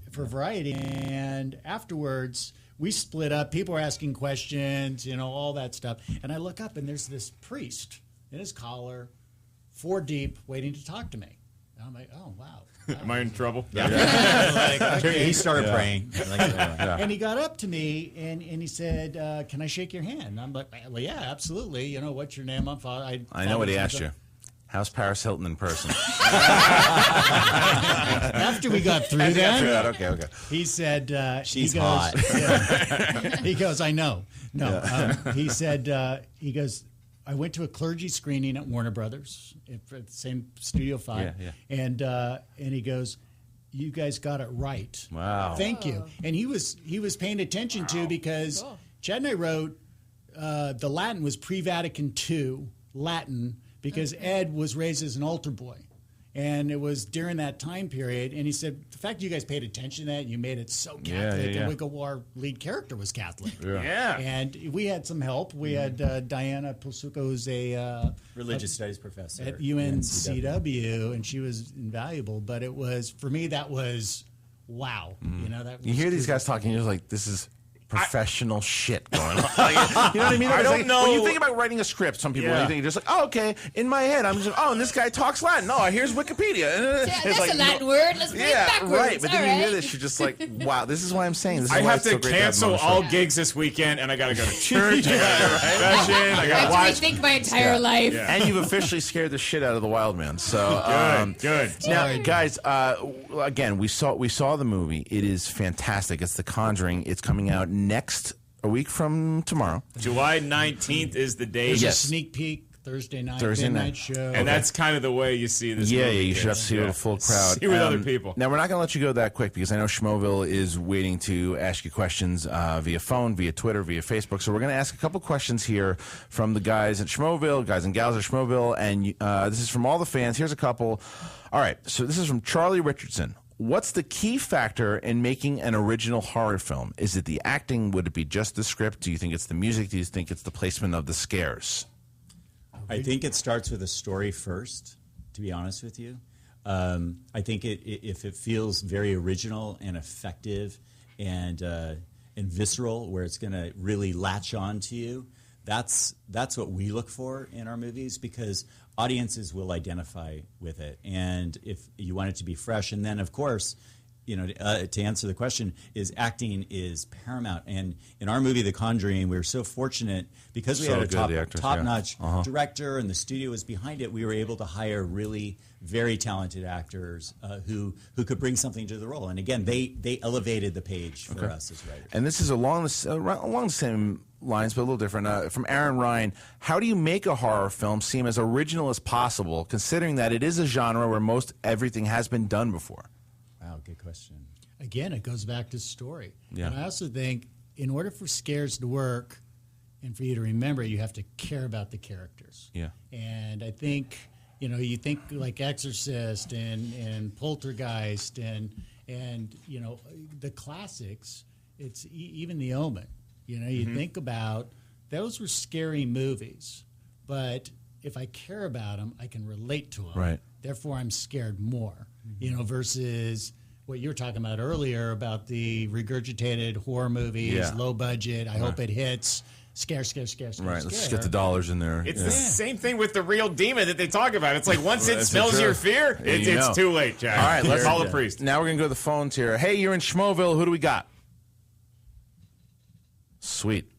This is the demon from... It's a lot of static. All right, hey, you're in Schmoville. Who do we got? What's going on with the phones, Johnny? Is there anything wrong? I think I know what's going on with the phones. I know. Oh. It's true. Yeah. Let's try. We'll try it one more time. Cue the music again. All right. Wow, something. This is scary. This never happens to the phones. All right. So someone's on the phones. Here it comes again. I'm trying again. All right. Hey, you're in Schmoville. Who do we got? Kirsten. Hey, you're in Schmoville. Who do we got? Hey, Kirsten. Hey, who is it? My name is Aaron Ryan. Hey. I love you. Hey, Aaron, man. So what's up? So you have actually, we just answered your question on Facebook too. How about that? Do you have a backup that can take off the clipboard and get into the game here? Wait, you're getting full screen here. Can you turn your computer down, buddy? If you know me on like Twitter or whatever, on Facebook. Cool. So do you have another question that you'd like to ask the writers of The Conjuring, Aaron? Oh, we lost him. Oh, my God. We'll try. Aaron died in 1976. Hey, you're in Schmoville. Who do we got? What's going on, guys? The Time Lord, Mark Aquino. Hey, Mark Aquino. So we are with the Hayes brothers, writers of The Conjuring. Got a question for him, my man. What's your next project? Because this movie, I just saw a screening. I will be wetting my pants for the next few days. Oh, you're awesome. You're so awesome. That's the name of our next movie. Wetting your pants. All right. I like that. For the next few days. All right, Mark, thank you. So Mark asked, so what's your next project? What's going on? We just finished, actually out of genre, doing a Western for Wow. New Line, which we're very excited about. Now, let me ask you, does the Lone Ranger thing scare you? No, not at all. Because No. you're so that confident in what you got. I love Oh, it's that. way different. Okay. It's big, scopy. It's kind of a Braveheart kind of. I'm in already. I was going to say, and again, I'm not here to give you guys advice, but I wouldn't call it the Lone Ranger. That's just me knowing that's my expertise. Your gut feeling you have. It's my 2 cents. But to answer your question, I mean, as far as genre, let's just knock on wood that The Conjuring, does over the top, and there, obviously could be a chance to do a second one if we can do well on this one. We wrote it in hopes of a franchise to be able to continue to tell stories through Ed and Lorraine. So thousands of case files. I want to make so many of these movies that we get through the interesting ones, and then we're just like, the whole movie is just it was rusty pipes. Right. That's what's making the noise. Got another great. Totally explainable. Yeah, we got another great question here from Derek Derschmeischer on Facebook, who asks, do either of you guys read or watch reviews, and do you think it affects your work in any way, and do you think that it might be somehow unhealthy if you do? Besides Schmoes, no, we know your guys. Well, we worship Schmoes now. I love that. Because Schmoes Their know. opinion's the only one that counts. I love Yes, that. thank You heard it here. And the free beer. That's Imperial a beer. very good question too. No, we don't really follow them. We get sent all of the big blocks of them when the movie is reviewed, and they send them through. And of course, you're more interested in the positives, and then why are they positive? That's what we try to focus on as far as filmmakers, because if there's a consistent gray area where everyone has a bump or a problem, that's something that we would like to address. Well, I also think it's a learning process for us, because if you get consistent response saying we really like the family element of this movie, that shows you something. Yeah. And you go, okay, that's People a great identify. core thing to remember. Yeah, that's what you want. And and to build on. I love that. All right, let's try to take one more call, see if we can get the ghost calling in from Schmoville. Okay. Hey, you're in Schmoville. Who do we got? Hey, it's me, Anthony from Miami. Hey, Anthony. So we're here at the Hayes Brothers. You got a question about The Conjuring? Yes, I do. Since you guys want to possibly make more films in regards to The Conjuring, is there any worries that it could get maybe watered down? Because, for example, with the Amityville horror films, they were done so many times over that when you watch them now, it just doesn't have the same impact. So is there any worries? I'll tell you. Thank you. This is what we love about this franchise. You will never see the same movie twice, ever. Yeah. It's not the same house. And you guys know because you've seen We have some thousands. We of have cases stories. and cases to choose from. You'll see Ed and Lorraine and how they deal with things, but you'll never be in the same environment, never with the same other characters, You won't never go back with the to that same. house. I'm telling you, we have researched so many of their stories and their case studies. It would blow your mind. You'll never Vera see and Patrick come back? Oh yeah. That's Ed and Lorraine. They're the franchise. But okay, so it wouldn't be like another people. Sometimes they have to. Okay, You so won't see want like them a back. haunted shark and Fonz has to jump over it on his jet ski. Yeah. So Haunted Sharknado. yeah, let's have one more question here. So what do you guys from Seth L. Gaynor? What are some of the newer horror films that have influenced you guys? Are there any in particular? And maybe which older, I'd stretch it to all time. but Too. they said, and also which older Yeah. films? Trust in Schmoville. I honestly, I think especially for me, I can't speak for Chad, but I think like things that impacted me largely were again, I mentioned Omen, The Exorcist, The Shining, Strangers. Yeah. Yeah, because it was so simple. Yeah. You know, it was so simple but scary. Yeah. It was really scary. But I think at the same time, probably Poltergeist more than anything, because I like the family element in danger and what's going to triumph versus, a bloodfest or gore porn or something like that, where I'm not interested in seeing how that unfolds. I want the mental turmoil. I want to know what are the the obstacles. It totally showed in the movie for sure. I don't care how many people are attached to the human centipede. I'm more, I had money riding on the house in Vegas in Poltergeist. I hate the fact that we have to let you guys go soon, but I want to before we do. We have a fan and a friend of the show who's here too. He's in from New York, and he's on a YouTube channel. He's another movie reviewer, Mothman Jones, and he actually has a question for you guys. He's live in studio. Mothman Jones, ladies and gentlemen. From New York City. Hit the mic. Right on. Oh my God, this is crazy. Put your face in the mic.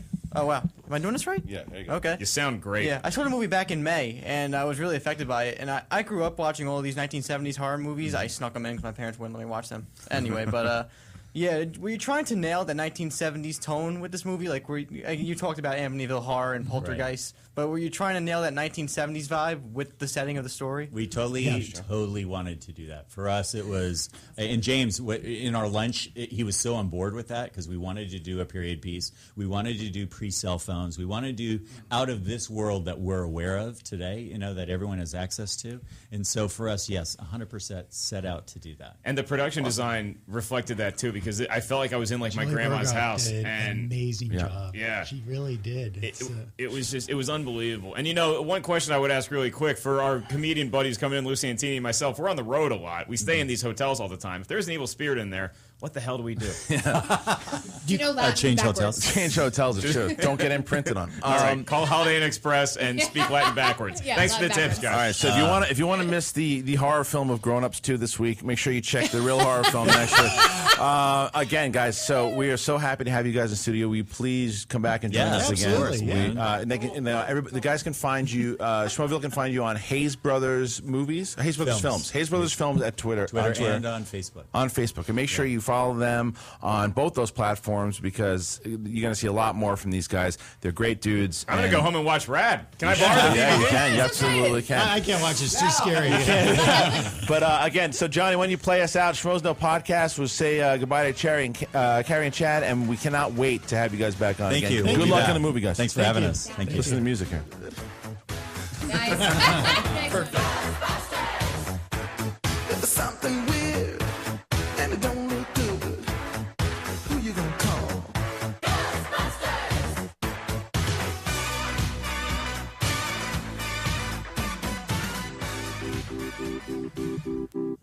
Ooh, what's this? Is this scary music? I can't tell you. Maybe it's just because we have the Hayes Brothers. See, I can't tell. This could be a scary children's toy. This is scaring me, yeah. Playing the accordion right now.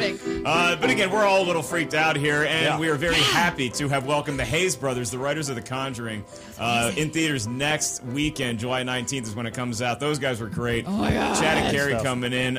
You talk about tough acts to follow, but you know what? If you have you got somebody you got to follow, you bring in a headlining comedian. Oh, right. Like the one, the only, Ken Napzok. It is good to have you. We have our special guest this week as well is a very funny comedian. You guys can catch him from coast to coast on your TV sets, on your iTunes, and in your eyeballs. You can check out his book. His name is the one, the only, Mr. Lou Santini. Hey, thank you so much for having me.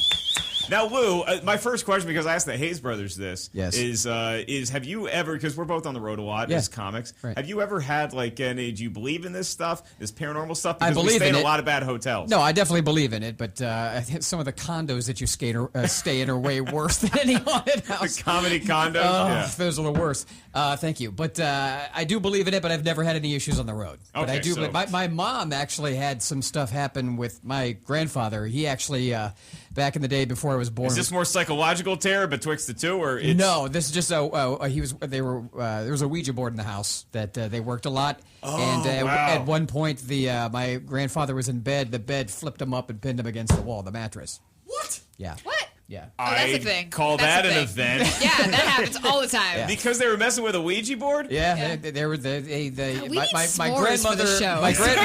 My grandmother worked the Ouija board a lot. My mom herself, she is a psychic and she knows a lot about that stuff. Oh, really? Oh, yeah. Yeah, see, the ghosts tend not to mess too much with a psychic. Yeah, she does table raisings and that kind of stuff. She does them all the time at her house, and people pay money to have her do that. That's amazing, man. Well, we welcome in Lou Santini. Yeah. Welcome Thank you. back, Hey, Christian Lou, what's up, Harloff. bud? And we got a little bit of business to cover right What up do we front. got? We want you guys to check out one of our favorite sponsors, sponsor, Ripped Apparel. They make these great T-shirts that we wear all the time. You guys can go to their website, rippedapparel.com, through our widget that is on the Schmoes page on Toad Hop Network. Yeah, and the code's changing. It changes up. I have one on now too. This is a Goonies one that I love. I love this one. I have my Hamsters of the Universe. It's pretty great. Candace one too. Now, so it changes. It's going to be SK Pacific in honor of Pacific Rim this week. It's going to change every week. So it was on the 1st. It'll change on the 8th. So just all you have to do is keep checking. Whether it be the podcast, we'll tell you what the code is. Check Facebook, check Twitter. We'll let you know what the code is. You get $1 off. It's really worth it. You get great shirts. And again, you just go to ToadHopNetwork.com, look at the little widget. You go to Ripped Apparel, check out the shirt for the day. It's worth it. Booyah. Booyah. All right, so have we gotten into what we're talking about here on the with Mr. Lou Santini and Megan? We're talking about movie monsters and movie robots. I'm really excited about this. Oh, so it's monsters and robots, not just I robots? thought it was just robots. Yeah. You can do monsters. Let's break down what Pacific Rim is Ken. exactly, because they're monsters, but they're also aliens that come from below as opposed to above, and then to fight them, humanity created robots. So we can talk about our favorite robots of all time. Yeah, that's what I want. Yeah. And if you want to throw a little bit of a human in with like a Murphy I will throw as lots of RoboCop, humans in. then you also talk about your favorite monsters of all time. Your purebred monsters, your monsters from outer space, whatever. It's an open forum. General Nobody's monsters. judging. They're just enjoying. So There's no wrong That's what I love about you guys. No wrong answers. All right, so let's have Lou. Lou, can you go ahead and either monster or robot? Who's one of your favorites of all time in movie history? Here's the thing. When it comes to robots, I thought about this. I feel like a robot should either be funny, scary, or just over the top. It should serve a purpose. It should serve a purpose, in a movie. So, when it comes to funny, and keeping in mind this movie is old, and when I saw it when I was younger, but Johnny Five from Short Circuit. Yes. Okay? It's on my list. Is it on your list? It's on my list. If you go to our movies.com, by the way, if you go to movies.com and you go to the Schmoes No Top 5, we have robots and monsters. Check that out now. That's on my list. Because you feel bad, like when he shuts down everything. You do actually. That's one of the Struck few by robots. lightning, it turns alive. Yeah, you feel bad when he gets shut down and everything. You actually like, man, I'm actually feeling sad for this inanimate object. This asshole hates Johnny Five. Not you. Not you. My old Groundlings writing partner, Tim Blaney, is the voice of Johnny Five. I was just going to ask you that voice. Oh, are you serious? It's adorable. I have a beef to pick with your former Groundlings cohort, because I would rather watch Josh and Sam again than... How dare you? Does nobody remember Your Josh and mama Sam? was a Yes, of snowblower. Josh and Sam. I have a feeling Johnny Ice was one of the stars of Josh and Sam. He just shot me a look like, dude, why would you bring up Why are you talking about my my movie? one? I just got so annoyed by Johnny Five and by Fisher Stevens, and perhaps the most racist performance of all time when he's running around playing this Indian dude. And it just, I just hate watching those. Is that why you hated Wall-E? Have you seen Johnny Five recently? No, but when I saw it when I was younger. Yes, I watched it like a year ago, and I was like, this movie's horrible. Yeah. No, it's not good. But it's like when you see Monster Squad. I mean, it's a time, because when you watch Eddie Murphy Raw, he's dropping F-bombs Awesome that he movie. wouldn't do today. But but it's also a whirlwind performance. Oh, yeah. But then you watch something like Short Circuit, and no, that's not the same reason why I dislike Wall-E. I dislike Wall-E because nothing fucking happens for an hour. Thank you. But I did that. I went on my Wall-E rant last week. Let's go positive here. Now, okay. so Megan, who do you got? Robot, monster? Who are you picking? I didn't know there was monsters, but if we can talk about monsters. My favorite monster of all time is Stitch. Oh, it's a great one. Yeah. But is he? Does Is he Lilo qualify? a monster too? He's an alien. He's yeah, an alien. I guess So he he qualifies. fits the theme. Megan, He you were looking at qualifies. Christian when you delivered that news of Stitch is your favorite monster. You should have seen the look Lou Santini shot you. I always see the look Was Lou Santini Godzilla shoots not me. Yeah. available? Did Mothra miss the call? I was just going to say, even like the really cheesy monsters from back in the day, anything from Mystery Science Theater 3000 will work. That's like the Broncos picking Tebow. Oh, ball sports reference. With the first pick in the monster draft, Megan Finley selects Stitch? Yeah, Stitch is kind of like my spirit animal. All right, hey, listen. Stitch So is you all right. identify, You identify with Stitch. And that was a conversation Chris and I had when we Yeah. were doing our top 5 monsters and robots. There was talk that maybe you include like a Mike or a Sully from Monsters, Inc. But you know what? Monsters are just, they're one of my wheelhouses when it comes to movies. And my favorite monster of all time is a really big animal. But he was a right monster here. and he was worshipped as a god. I'm also right here. Fighting out of Skull Island, the one, the only King Kong, ladies and gentlemen. It's a great one. I mean, Is he a monster? Or is he just a really Are you kidding? big Why don't you take? Well, you're a hot blonde. He's a boyfriend to you. How can you ask that when you just said Stitch? Really? I thought we were judging here. I guarantee you, Wait a minute. but no, Wait a minute. but Parameters need to be clearly Second. defined. Check your monster privilege I'm for a with second. you that Stitch is a Y'all monster. just said we're not going to judge each other. No, and I'm feeling super judged right now. Because you judge King Kong, motherfucker. I didn't judge. I just asked a fucking All right, question. fine. I think King Kong is my favorite, and I'm about to turn into a monster. he's an enduring monster, and You're an enduring sometimes monster. he is. What, King Kong? Yeah. No, but he's still that guy you think Enduring of or when you think of endearing? a big money. Like nobody's thinking, hey, Mighty Joe Young is my favorite giant gorilla of all Right. time. It's King Kong, man. And it doesn't matter whether it's 1933 version. The Peter Jackson one, the 1976 one is special for a different reason, because Jessica Love her Lange so much. looked Unbelievable. I'm gonna right, go, Lou? Oh. Yeah, I'm gonna go monster and robot here. I'm gonna go. You're combining? I'm combining. This has never been attempted. This is like the I'm Doritos doing taco it. show. For my monster, I'm gonna go with Godzilla. Oh, I thought you were combining. No, like no, Mecha Godzilla. I'm going to go with monster and robot. I'm going monster, which is going to be Godzilla, because Godzilla, I thought, King Kong was a little more radical, and he couldn't be controlled. He wasn't bad or good. He was more like Stone Cold Steve Austin. He's going to win the fight, though. And yeah, but Godzilla played more on the good side. He would protect people and fought King Kong and fucked him up. So. Okay, Godzilla Has fought. there been a more prolific monster in the history of monsters? Then Godzilla. I mean, Godzilla. Yeah, Godzilla has like 27. Godzilla's the guy. See, one second on that. Yeah. Often you always say, like, I refer to the movie Training Day. Denzel Washington. King Kong ain't got nothing. He referenced King Kong. He didn't go with Godzilla. Yeah, well, he also got killed. And they always say, they always say, this guy's got King Kong sized ball, and this the King Kong of this. And they don't really do that with Godzilla. Because a lot. I guarantee in different countries they do. Yeah. Here's the thing about here's my thing researched. about Godzilla is that Godzilla was a little bit more of a horror when it comes to signing on the dotted line to make a movie. Godzilla would make a movie with Abbott Costello if they put the contract in front of him. No, seriously, Godzilla is a horror, is a movie horror. King Kong was a little more selective, but King Kong did fight Godzilla, and I believe they fought to a draw, which I guess is fair. But I think that in a fight, and Christian, again, you're the UFC guy. Yeah. I enjoy boxing. Lou, I know you're a big hand-to-hand combat fan. He's both. You like both, yeah. I think that King Kong wins that fight. I think his He hasn't, though. He I lost. totally think Godzilla wins But that Godzilla, fight. they fought. And he also They breathes fought. fire. Shoot fire out of his it's a mouth. draw. Fire beats All right. punches. Yeah, All right, King fire Kong beats is fast. We all can Okay, agree we that need they're to both. move on. Yeah, but so here's should be on the list. Here's my Johnny. My kicking all their asses music's at the up. same. Christian is like a substitute teacher right now. He's like, class? Well, yeah, because now I want to get into here's my robot. Dude, wait, by the way, I'm sorry, but before he comes back in the studio, Macuga's fucking Scared out of his whacked mind. I out love from it. this Conjuring. He's been pacing the hallway searching for ghosts. Everybody pranked Macuga tonight. Just hang up and call him and He hang didn't up. even see the movie. All right, I want to give here's my Yeah. clip. Here's my clip for my robot, Okay, and I want to sorry, see if you guys agree.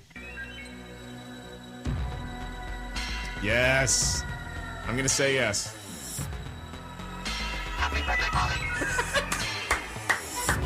The robot from Rocky IV. Sort of like 80s Absolutely. synth robot. The only reason he loses a point is because they turned him into a chick halfway through it. So, No, I think the robot is sexier because Paulie got this because Rocky had so much money after he defeated Clubber Lang. He's like, "Oh, give my brother Paulie, I get him a robot." So the robot brings him the birthday cake. I'm sorry, I have not seen this movie, so this sounds amazing Rocky right IV, now. great. Okay, Yeah, no, so IV. the robot just brings in the birthday It brings cake. it, but then Okay, Paulie also okay. he programs it to Tell bring me. it beer, and it talks like a woman. Oh, going on that vein, Yeah. my favorite Robot. 80s robot of Yeah, what all do you got? time is the robot that helped clean up the fraternity in Revenge of the Nerds. It's a good one. Come on, I love this. I love the Shit. subgenre You of my went favorite deep for 80s this. robot. That's right. in a 80s comedy. robot. All right, so Lou, Also sounds like an 80s movie.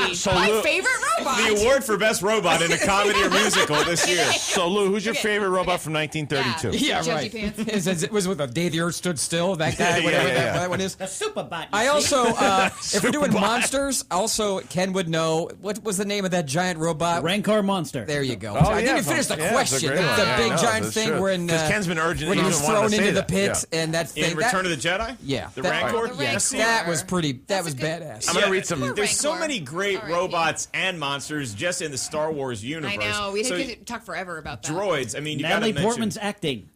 Knapsack. Zing. Yeah. It's That's not the- nice. What about the Kraken? Oh, that's not nice. 'cause y'all get on Kraken's my a great shit. one. Kraken is a great one from Clash of the Titans. The first one. The first All right, R2D2 and C3PO. All right, I'm going to read No. some. I'm going to Best read some robot tweets. ever. I'm going to Yes. read tweets. God, this is going to lead to a fight, y'all. Okay, tweets. it is time for Christian to This read is Schmoes tweets. all right. At JPH29, Joffrey is a great monster. from Game of Thrones. Different. Inbreeding? It kind of That's counts. good. All right, so we have also at Kiafka. I think the Gremlins are some of the best monsters ever. Gremlins. Are I know pretty the great guy ones. who did Small the but model mighty. who designed those. Gremlins. Yeah, those are pretty great. Back man. in the old school days, he had to do them, with clay and then do the other things. And he did bottom of house. Yeah, it's funny because you watch Gremlins as a kid and you love it. Then you get a little bit older and you're like, you can tell it's claymation in some scenes or whatever in the big scenes. And then you watch it again as a full-blown adult when you see what they've been able to do with all these great special effects. And you're like, that Gremlins is a great movie. Yeah. It's got humor, it's scary, and the Gremlins look. Spike, that's a great monster. Yep. Right. Okay. So I know that this is going to the robot. At Omar, the movie guy, favorite robot. How about HAL 9000? Yeah. You got to count him as a robot. Yeah, I mean, he he's a is a computer robot. gone He's a- wild. yeah, So. yeah. Yes, I mean he's one of the HAL scariest 9000 ones. creeps you out, Yeah. especially when you the special brownie and you're in college and you've never seen 2001 before. Just right when that brownie kicks in. That's a computer, that's the though. way That's to not watch a that robot. shit, It's a though. computer. I don't count But that. no, see, but no, because that's what I said. Though, but the thing is, too, a computer. He's Robot got should be he's got, mobile. like sentience or No, whatever. see, I don't think it's that. like- That's- I want to that's what I want to thought. get the Lou Santini definition of what a robot can do. Well, I'm just saying. I said a robot should be mobile for one. It should help me. And by the way, Right. if we're going to get Mobile. technical, So is isn't Bill- is C-3PO a But droid, is not a Bill robot? Gates wait, Technically, yes, that's a This is what I'm droid. talking Wait, He's a wait. droid. So does that mean Bill Gates is not human? What? Because he's not mobile. He's not mobile. You mean Stephen Hawking? No, he's a human What'd I being. say? We didn't Oh, say. yeah, Stephen Hawking. Damn it. Oh, yes, actually, Damn it, technically, right he's there. not It was right mobile. there. You had your I moment. had it. Also, Okay, let me ask you this. But I didn't say he was a robot. What did Someone you guys, break Bill Gates' ladies- legs. Everybody, let's relax. Done. Let's relax. Would you say that Deep Blue is a robot because it's a computer I don't that know can what that play is. chess really well? It's the computer that beat a human at chess. Deep Blue. Oh, yeah. Yeah. So Yes, that could kind of if be. it has a task to perform. I agree. That's more in the HAL 9000 and a thing. bit of a sentient being. I think that's a robot. I But think if if it's you wanna- not mobile, If you want to go back it's alive. to a mobile robot, Right. then there is no robot that is faster or more mobile, literally, in the world of time travel than the Terminators. Oh, I mean, great. those Of are some course, pretty yeah. badass Yeah, robots. well, and I would probably say the original, the '84 Terminator more than. See, this is metal. It's just it's not liquid metal. It's like you have the actual. He just seems like a robot to me more than anything else. Like the other liquid metal, it seems. I don't know. It's Seems just like a shortcut. It's like a CGI trick more shortcut. than anything else. It was great. It was great. Yeah. It's a great thing. evolution.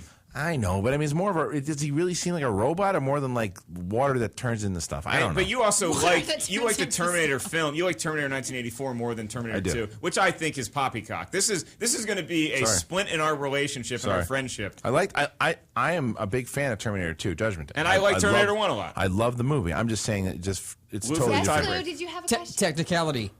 $6 Million Man is thy God. I grew up Yeah. on him. There Oh, you do we go. count that? No, because he's part human. Like, and I wouldn't count Bishop from Alien. But I because said he's you cyborg. can mention like RoboCop needs to be mentioned in any conversation. He's part about- human. RoboCop That's why I think he's a cyborg. I don't think he's a robot. See, that's why I talked about C-3PO because he's a droid. Well, as yeah, and opposed art. to Well, but he's still. I mean, that's his droid in You know, Star Wars bringing up terms. names to you guys He's is fucking like robot. it's like asking a PGA Tour commissioner for a rule. It's like not well in bylaw 17 section -A. We're gonna be those I'd like dorks to tonight. submit Mr. Roboto from the Sticks videos. Yeah, it's a good one. So, I mean, again, we talked about this, a favorite robot and monster from Point Break, Keanu Reeves and Gary Busey. So, and Channing Tatum. And Yeah. Channing Tatum. Yeah, my brother had a funny tweet about Keanu Reeves and Winona Ryder are his That two was a good one, favorite too. robots. Right. They're So, great in Dracula. at Myers FTW, Ken will agree with us. His favorite monster is Bobby Finstock. So, Oh, I will also agree with that. yeah, okay. So, what about I think monster's a broader kind of definition too. Like I would if you extend it to classic movie monsters, which you should actually start there. Then you have Frankenstein's monster, right? Well, right, with of course. the Got spikes. a million Okay. Draculas Okay. out there. And Dracula. Yeah. Now, who's the greatest classic movie monster of all time? Because Monster Squad tried to settle the debate. Right. We found out Wolfman had nards, Right. and they were as sensitive as human nards. Do you know Shane Black wrote that, by the way? Shane Black wrote Monster Squad? Yeah. Wow. Yeah. He loves his F-bombs, doesn't Just he? telling you. I still think Dracula takes the cake because I think he's got he can turn into a bat. You know, Frankenstein. Frankenstein is like He's Too losing slow. in the first Yeah, round. Wolfman's a scary He has dog. monster in the name though. His name is Frankenstein's monster. Yeah, but I he's- like Lou. He's like drafting people. He's like, too slow. Who's next? it's the combine. The monster combine. Wonderlick test, you know. I'm also thinking of American Werewolf in London. Now that to me was That's a a scary one, good, yeah. scary Yeah. monster, you know, I agree. as opposed to Jack Nicholson Yeah. and Wolf. Oh, So God. you and me are both on Team Jacob, is All what right. you're saying. I want to take some calls from Schmoeville and see where they're at in regards to both monsters and robots. Hey, you're in Schmoeville. Who do we got? Hey, this is Stuart from Hawaii. Stuart, what's up, dude? So what? So where you at? You're at. We're talking monsters, or you talking robots? Who do you got? I actually got one of each, if that's okay. Sure. What do you got? Okay, so the monster I have is the I forget the name of it, but it's the monster from Lord of the Rings, like Gandalf faces. Which one? Oh, Sauron? No, the dragon. The Balrog. Which one? Yeah, the Balrog, I think. Balrog, yeah. Okay, Balrog. Okay. The 1 week Tiffany Smith is out. I know, seriously. She's not a good test taker, but I think she'd get that one. Screaming right now. Okay. And so what? And so for robot, none of them. Lou Santini was just banned from Schmoes. Yeah, seriously. Can't, won't. And as far as the robot, you guys pretty much said all my robots, so I had to think of one on the spot. So I was going to say the mech from Power Rangers. Yeah, Power Rangers. But is that human though, or is it? I don't know. The Power Rangers fight other things. Oh, okay. They That fight aren't robots. human. Okay. Yeah. How about everything mechanical and maximum overdrive? Wow. Would you call those? Would you call those robots? Wait, did we mention? Thank you, Stuart. And I don't you know what what- I forgot to mention? The Transformers. Optimus Prime. Prime. Yeah. Let's talk about great 80s Megatron. robots.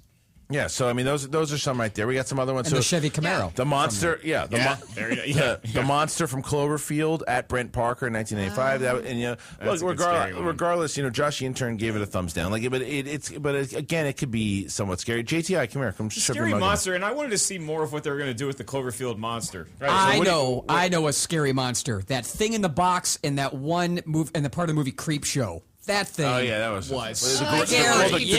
The gorilla was scary too in Creature. Yeah, that. All right, Adrian Barbeau. JTI, what do you got? Originally, I was going to say RoboCop, but officially that's a cyborg, I would say. That's right. Yeah. For favorite monster, I was going to say King Kong or The Thing, even though that would be Alien. Very good. It technically We would were be doing Alien. aliens because it's inspired by Pacific Rim, so it's cool. monsters. We're cool. Yeah. He like turns to a monster by the end of the movie, so I think it qualifies. Yeah. But besides Spoiler RoboCop, alert. Mega Godzilla's kind of one I always loved as a kid. Oh, we want to get specific. Mega Godzilla, the robotic one. Oh, okay. Got it. Well, Sounds like that. Oh, that's good. Super It combines, duper it combines Godzilla. things. Ooh, I like it. That's true. I mean, That must have been a tough pitch. Okay, you guys remember the thing that just destroyed Tokyo? Let's make a metal version of it. Who's with me? If we're going aliens, then you got to go Predator.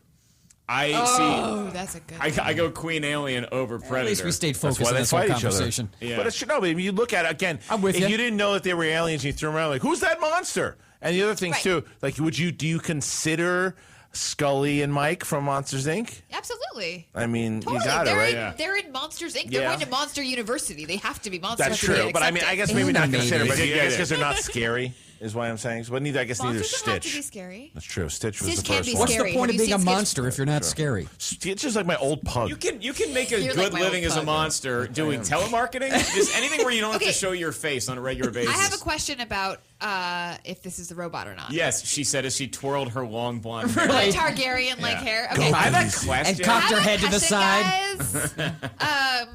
Blade Runner. Oh yeah, I watched that the other night. You get Is Android. that No. a You get robot? Android. Now you get it because they have human. He might be a human, might be an Yeah, android. yeah. But they're made in a lab. They're not. Who gives a actual... shit? I don't know if it's Okay, really fair good. enough. Why am I even here? Let's go home. No, but I mean, like, we should consider it. Who cares? I mean, that's true. If it's too much, I'll have our course stenographer strike that from the record. Megan asking a question. Hey, is this a monster? Who gives a shit? We got a call in Schmoeville. I do have a call in Schmoeville, and then we're going to go to break because I got to come back and talk about Comic-Con. Hey, you're in Schmoeville. Who do we got? Hello, this is Patrick Hogue. Patrick Hoagie. Yeah. All right, Hoagie. Do the yell. Patrick I've got a monster for you. All right, what do you got, Hoags? All right, it's technically an alien, but we're still doing that, so... Play on. We are. The Blob. The Blob. That's a good one. Oh, that's a good Yeah, one. that's a good one for Yeah. sure. Flubber? Flubber could be a alien. monster. True. How about Jaws? Jaws is kind of a monster. Yeah, Jaws Ca- is a monster. Bruce. Ooh, that's a good one. Jaws is Sarah totally a Jessica monster. Parker, we are Sex and the so City off too. track. Halle Berry in Monsters Ball. Yeah, all right. Well done. Got a monster's ball. Did you think about that all Charlize day? Theron Yeah. in All right. Monster. Do you have a favorite robot, Look at Macuga? All right, monsters. Hoagie, thank you for starting Steel? that debate of pure, absolute chaos. Real Steel is not. Real Steel is some pretty sweet robots. Patrick Hogue has talent. Oh, Man. that is some supernatural shit going on. Seriously, we're haunted. Yeah, This it's is a true. haunted ass podcast. All right, Okay. guys, so we are going to go to a quick break. No, we're not. That's it. No breaks. Oh, I love it. Okay, good. No breaks. Okay, even better. By the way, So- if we're talking now, we're going to get real specific with robots. Those little spider things on Minority Report, I thought were really good, and they were creepy, and Those also are robots. Yeah, those little, those They little were robots, trying to yeah. scan Tom Cruise's eye, and also the aliens in War of the Worlds. I thought were really Well, good. would you They're sucking consider- the blood out of people? I thought that was really good. Well, then here's a question, though, too. Yeah, that was Then, freaky. Do you Yeah. consider Agent Smith a robot? I don't recall the Matrix I don't well consider enough. it. Really? Yeah. It's tough. It's hard to. I don't. I Who wanted gives a shit? to talk Who gives a about shit? That's the true. alien robots in batteries not included. Yeah. Because I enjoyed that picture. Bicentennial Man? How about this? At the Oh, Riddler. yeah. At, You're just Googling. at the Riddler 109 tweets in. He counts Jason as a monster. He is dead after all. And I guess you can tweet. I guess you can say Freddy Krueger also. Would be Yeah. a Freddy Krueger was a monster in life too. I mean, he didn't Yeah. exactly. He's Yeah. not the best babysitter in the world. It's the truth. And Mike Myers are going to do that. I mean, that we're off. I feel like we're getting off subject. No, but I'm why? sorry, but why? Lou. No. But why? I though? came Because- here expecting a specific list. We need Damn it! It's true. Yeah. And this studio's filthy. Yeah. But then Beer bottles everywhere. Yeah. And the mummy's not really a monster neither. That's more of a zombie, right? The mummy is. Don't get me started on zombies now. But Yeah. zombies are monsters, yes. How about Satan from the South Park movie? How about just Satan? Yeah, I mean, How about Satan from Bill and Ted's Big Excellent Adventure? Look at the death. Oh, Yeah, death. Death. Yes. The Grim Reaper Yes. from the Bogus Journey. You don't think you're going off course with that one? Definitely, of course. Well, I figure, when in Rome. Any of the leads in Well, Mighty here, try Morphin the pasta. Power Rangers? I know. Is Well, Power Talked Rangers about the Power show? Rangers. All right. Well, that's never got that's into the Power discussion Rangers. I just never did. on Monsters and Robots. It was a lot of fun. The reason we were doing that again was because of Pacific Rim, which comes out this weekend. Mark and I saw it. If you want to check out our review, go to youtube.com/schmoesno or schmoesno.com in the movie reviews section. You want to check out what we thought. It was a lot of fun. We were very happy about it. I'm happy to say that the action scenes in Pacific Rim with the robots fighting the monsters was a lot more followable than this last conversation. Yeah. And I'm really happy about that. Sure. This last conversation was the last 45 minutes Way off of the rails. Transformers. Circular logic I've ever done. Chicago has just been fucked up. It was a lot of fun, but what else is going to be a lot of fun this weekend or next weekend is Comic-Con 2013, my friend. It is going to be nuts. We're getting down there on Thursday. Yeah. We're going to be doing interviews. We're going to be doing Man on the Street. We're going to be covering a lot of the panels. Hall H, And parties. we're doing the parties. Yeah, that's the very thing. exciting. Going to El Mayambe's party, which is going to be a lot of fun. And that's Thursday night. That's Thursday night. That's going to kick off our first. Oh my. Yeah, well, speaking of Thursday night, so I wanted to let Schmoeville know. So Schmo was like, wait a minute, so you guys are out of town, so there's no podcast. There is a podcast. And the You podcast... cannot rob the studio. No, like you cannot. The bling No, ring. because the podcast will be happening next week, and Mark and I will be calling in. Tiffany will also be with us. Ken Napzok will be with us. Mark Riley will be with us. Probably. So what the hell does that mean? Yeah. That means running the helm next week, Josh Macuga will What? be running the show. What? Yep. With Josh the intern at his side. Josh. And Megan Finley Maybe will be back. Maybe Megan Finley. Maybe Megan. All right, and apparently Finstock is going to make an appearance in the studio. So you're definitely not coming back. All right. So I'm not going to be here then. Sorry, dudes. All right. We're not going to have a show. I hate to quote the other coach from Rudy, but not a speck of athletic ability. You know what? When you guys can say it, I'll go to Wow. I'm going to punch you in the hernia. Yeah, so but What if you again, guys can say, I'll go in your place. oh, you want to just go first and Yeah, we I'll can do just the go. show? What Sounds if you guys good. can say, and I'll go. That And works. I'll take one for the team. I like I'm it. really, really nice. Well, speaking of the nice things, let's talk about the nice things that we're going to... I trust Megan Finley with pink hair, not with blonde hair. Fuck off! Now, God. Lou, do you think Credibility. would you be able to survive a Comic-Con?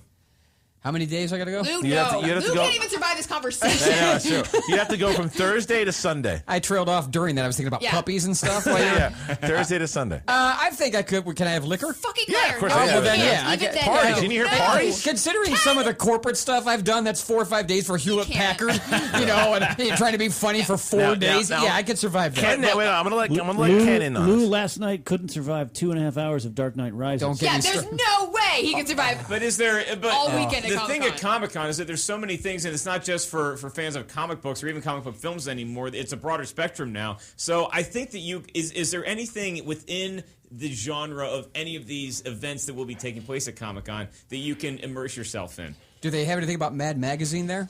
Yeah, I'm sure they do. Because they also have a DeLorean that'll take you back when that was popular.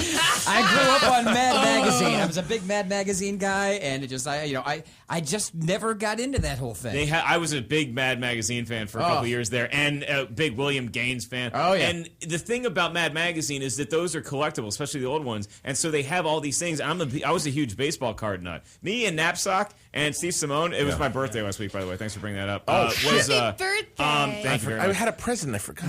We got into an hour-long conversation about baseball cards and sports cards, and they have that stuff at Comic-Con now. There's so much more. God. And how about this? If you're a huge metal, hard rock fan, Metallica is not only going to be doing a panel at Hall H on Saturday, they're going to be playing a secret show somewhere in downtown San Diego. I just sold Lou Santini. Yeah, you did. I should be in a pitch meeting with the Hayes brothers the next time they're selling the movie. So in other words, so Comic-Con's like this conversation. I thought it was about robots, and next thing you know, it's all inclusive. Comic-Con's like metal, porn, and baking, and yes, it's deviated very far from its original concept. I am all about metal. It's again Schmoes No Podcast. Christian Harloff, Mark Ellis, Megan Finley, Steve Carell from the way back, and we are here to talk about Comic-Con right now. And what I wanted to one of the things I'm really excited about is this Godzilla thing, talking about the monsters.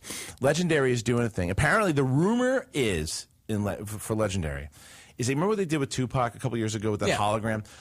The rumor is that they're going to do a hologram of Godzilla coming out of the ocean. Whoa. Okay, that's the one time I'm going to say yes. That's kind of I'd be down with that. Yes, to That's holograms. crazy.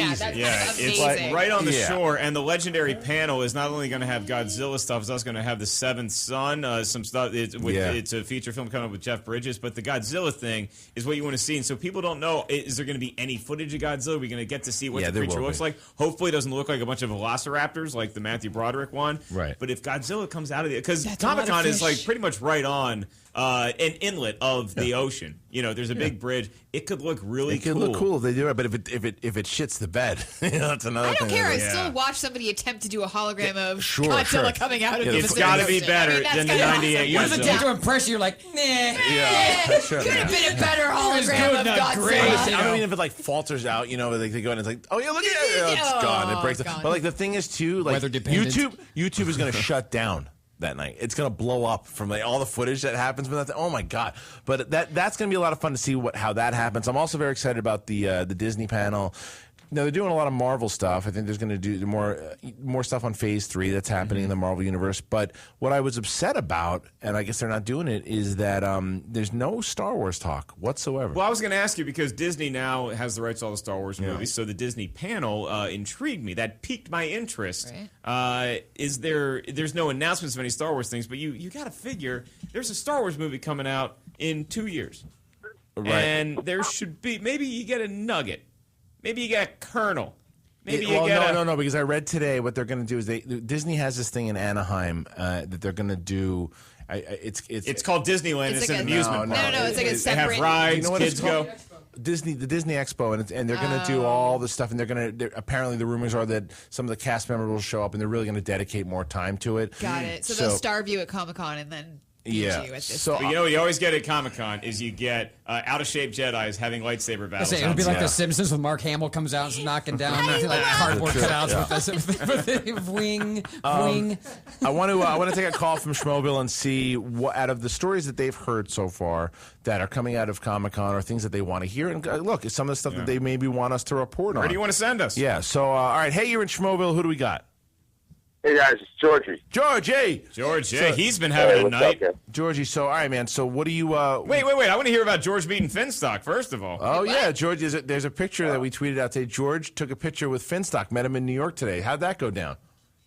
Okay, so I heard Finstock was in New York or something, and I was going to see a show yesterday. We were going to meet up for drinks. That didn't happen, and then I had to do something else in the city today. Mm-hmm. I met up with him. Apparently, he owns a shoe shine parlor. I shit you not. Of course he does. The guy owns a fucking shoe shining place. Yeah. And he got hit on by fucking some celebrity at the shoe shining place. Alan Rickman works there. Megan hates him. So okay, so go Don't ahead. say hate. You hate him. Okay, so good. But yeah, we had a good time. We had drinks and got a free shoe shine and got some food, and it was it was a blast. Nice. And you check out the picture on Georgie's Twitter feed. So, George, out of the Comic-Con stuff going on, what are you excited about? What do you think we should cover? Well, it's something you guys didn't talk about, but I was not a huge fan of the first Hunger Games. But I wanted the second one. The trailer has a sick tone to it, and I want to. Are you guys going to be checking that out? I'm going to try. Yeah, I want to see if I can hit Hall H. And Georgie just brought up the Hunger Games, the new one, Catching Fire. I'm excited for that. To be honest, I read all of the books. I'm a huge fan of the series. High five. The book. It's the movie itself. The first one, I'm with you, George. Was a little underwhelmed by it. I think that the second one is in a better way because we have a good director. Excuse me, not that Gary Ross isn't a good director. He is, but the director, I think. Well, he fucked up that movie. Yeah. I think so. I think so. Wow. I think we have words. Yeah, seriously. Well, I mean, again, the movie did really well, but this one is going to be a different tone. I agree with you. I like the dark tone of it. I want to see what happens now on this panel. What they're gonna they're gonna announce. I'm hoping anything. that they got the tone of the fans. You guys, you know who you guys sound like is fans of the Da Vinci Code and Angels and Demons. When it's like, no, when Angels and Demons comes out, that's going to be the great movie. No, because look, okay, thank you. I thought that I enjoyed the Da Vinci Code, but I didn't read it.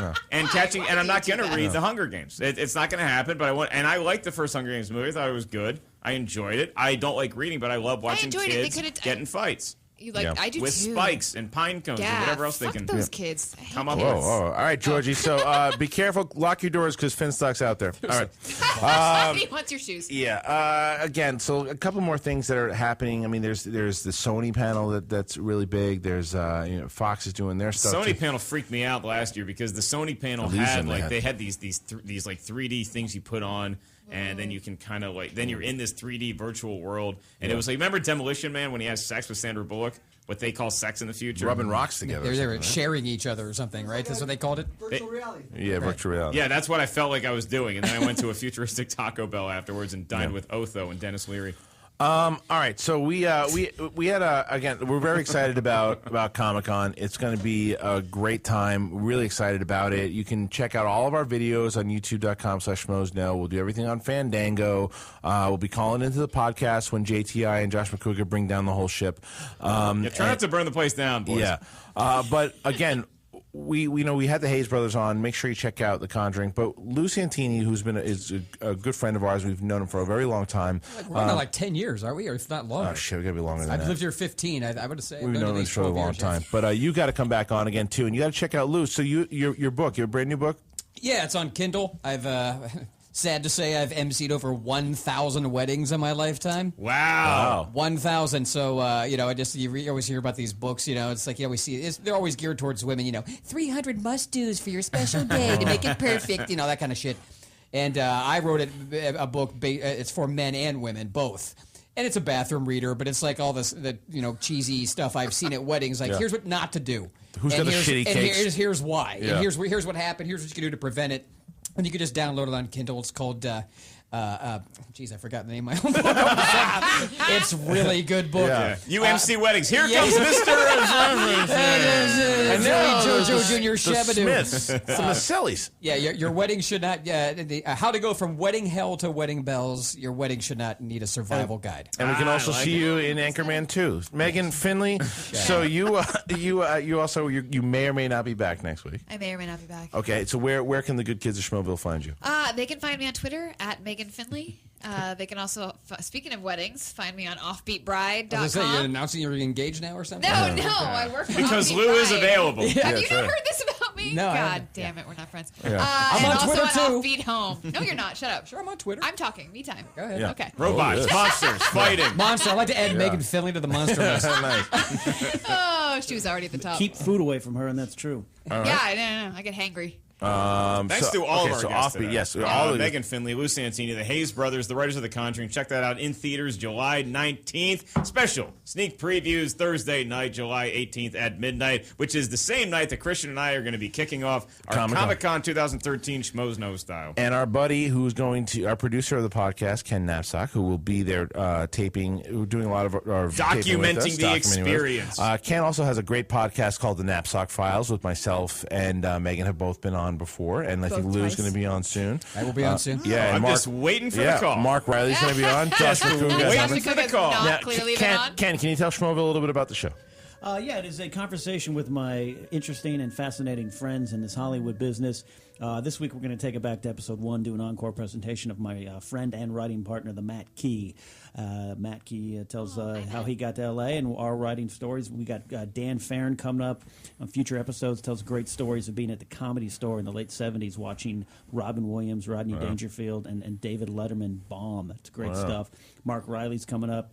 Ellis Still is waiting for the scheduled. call. I have some new equipment coming. I'm and Ken's roommate, and I got bumped. that is a fact for Christian Harlow.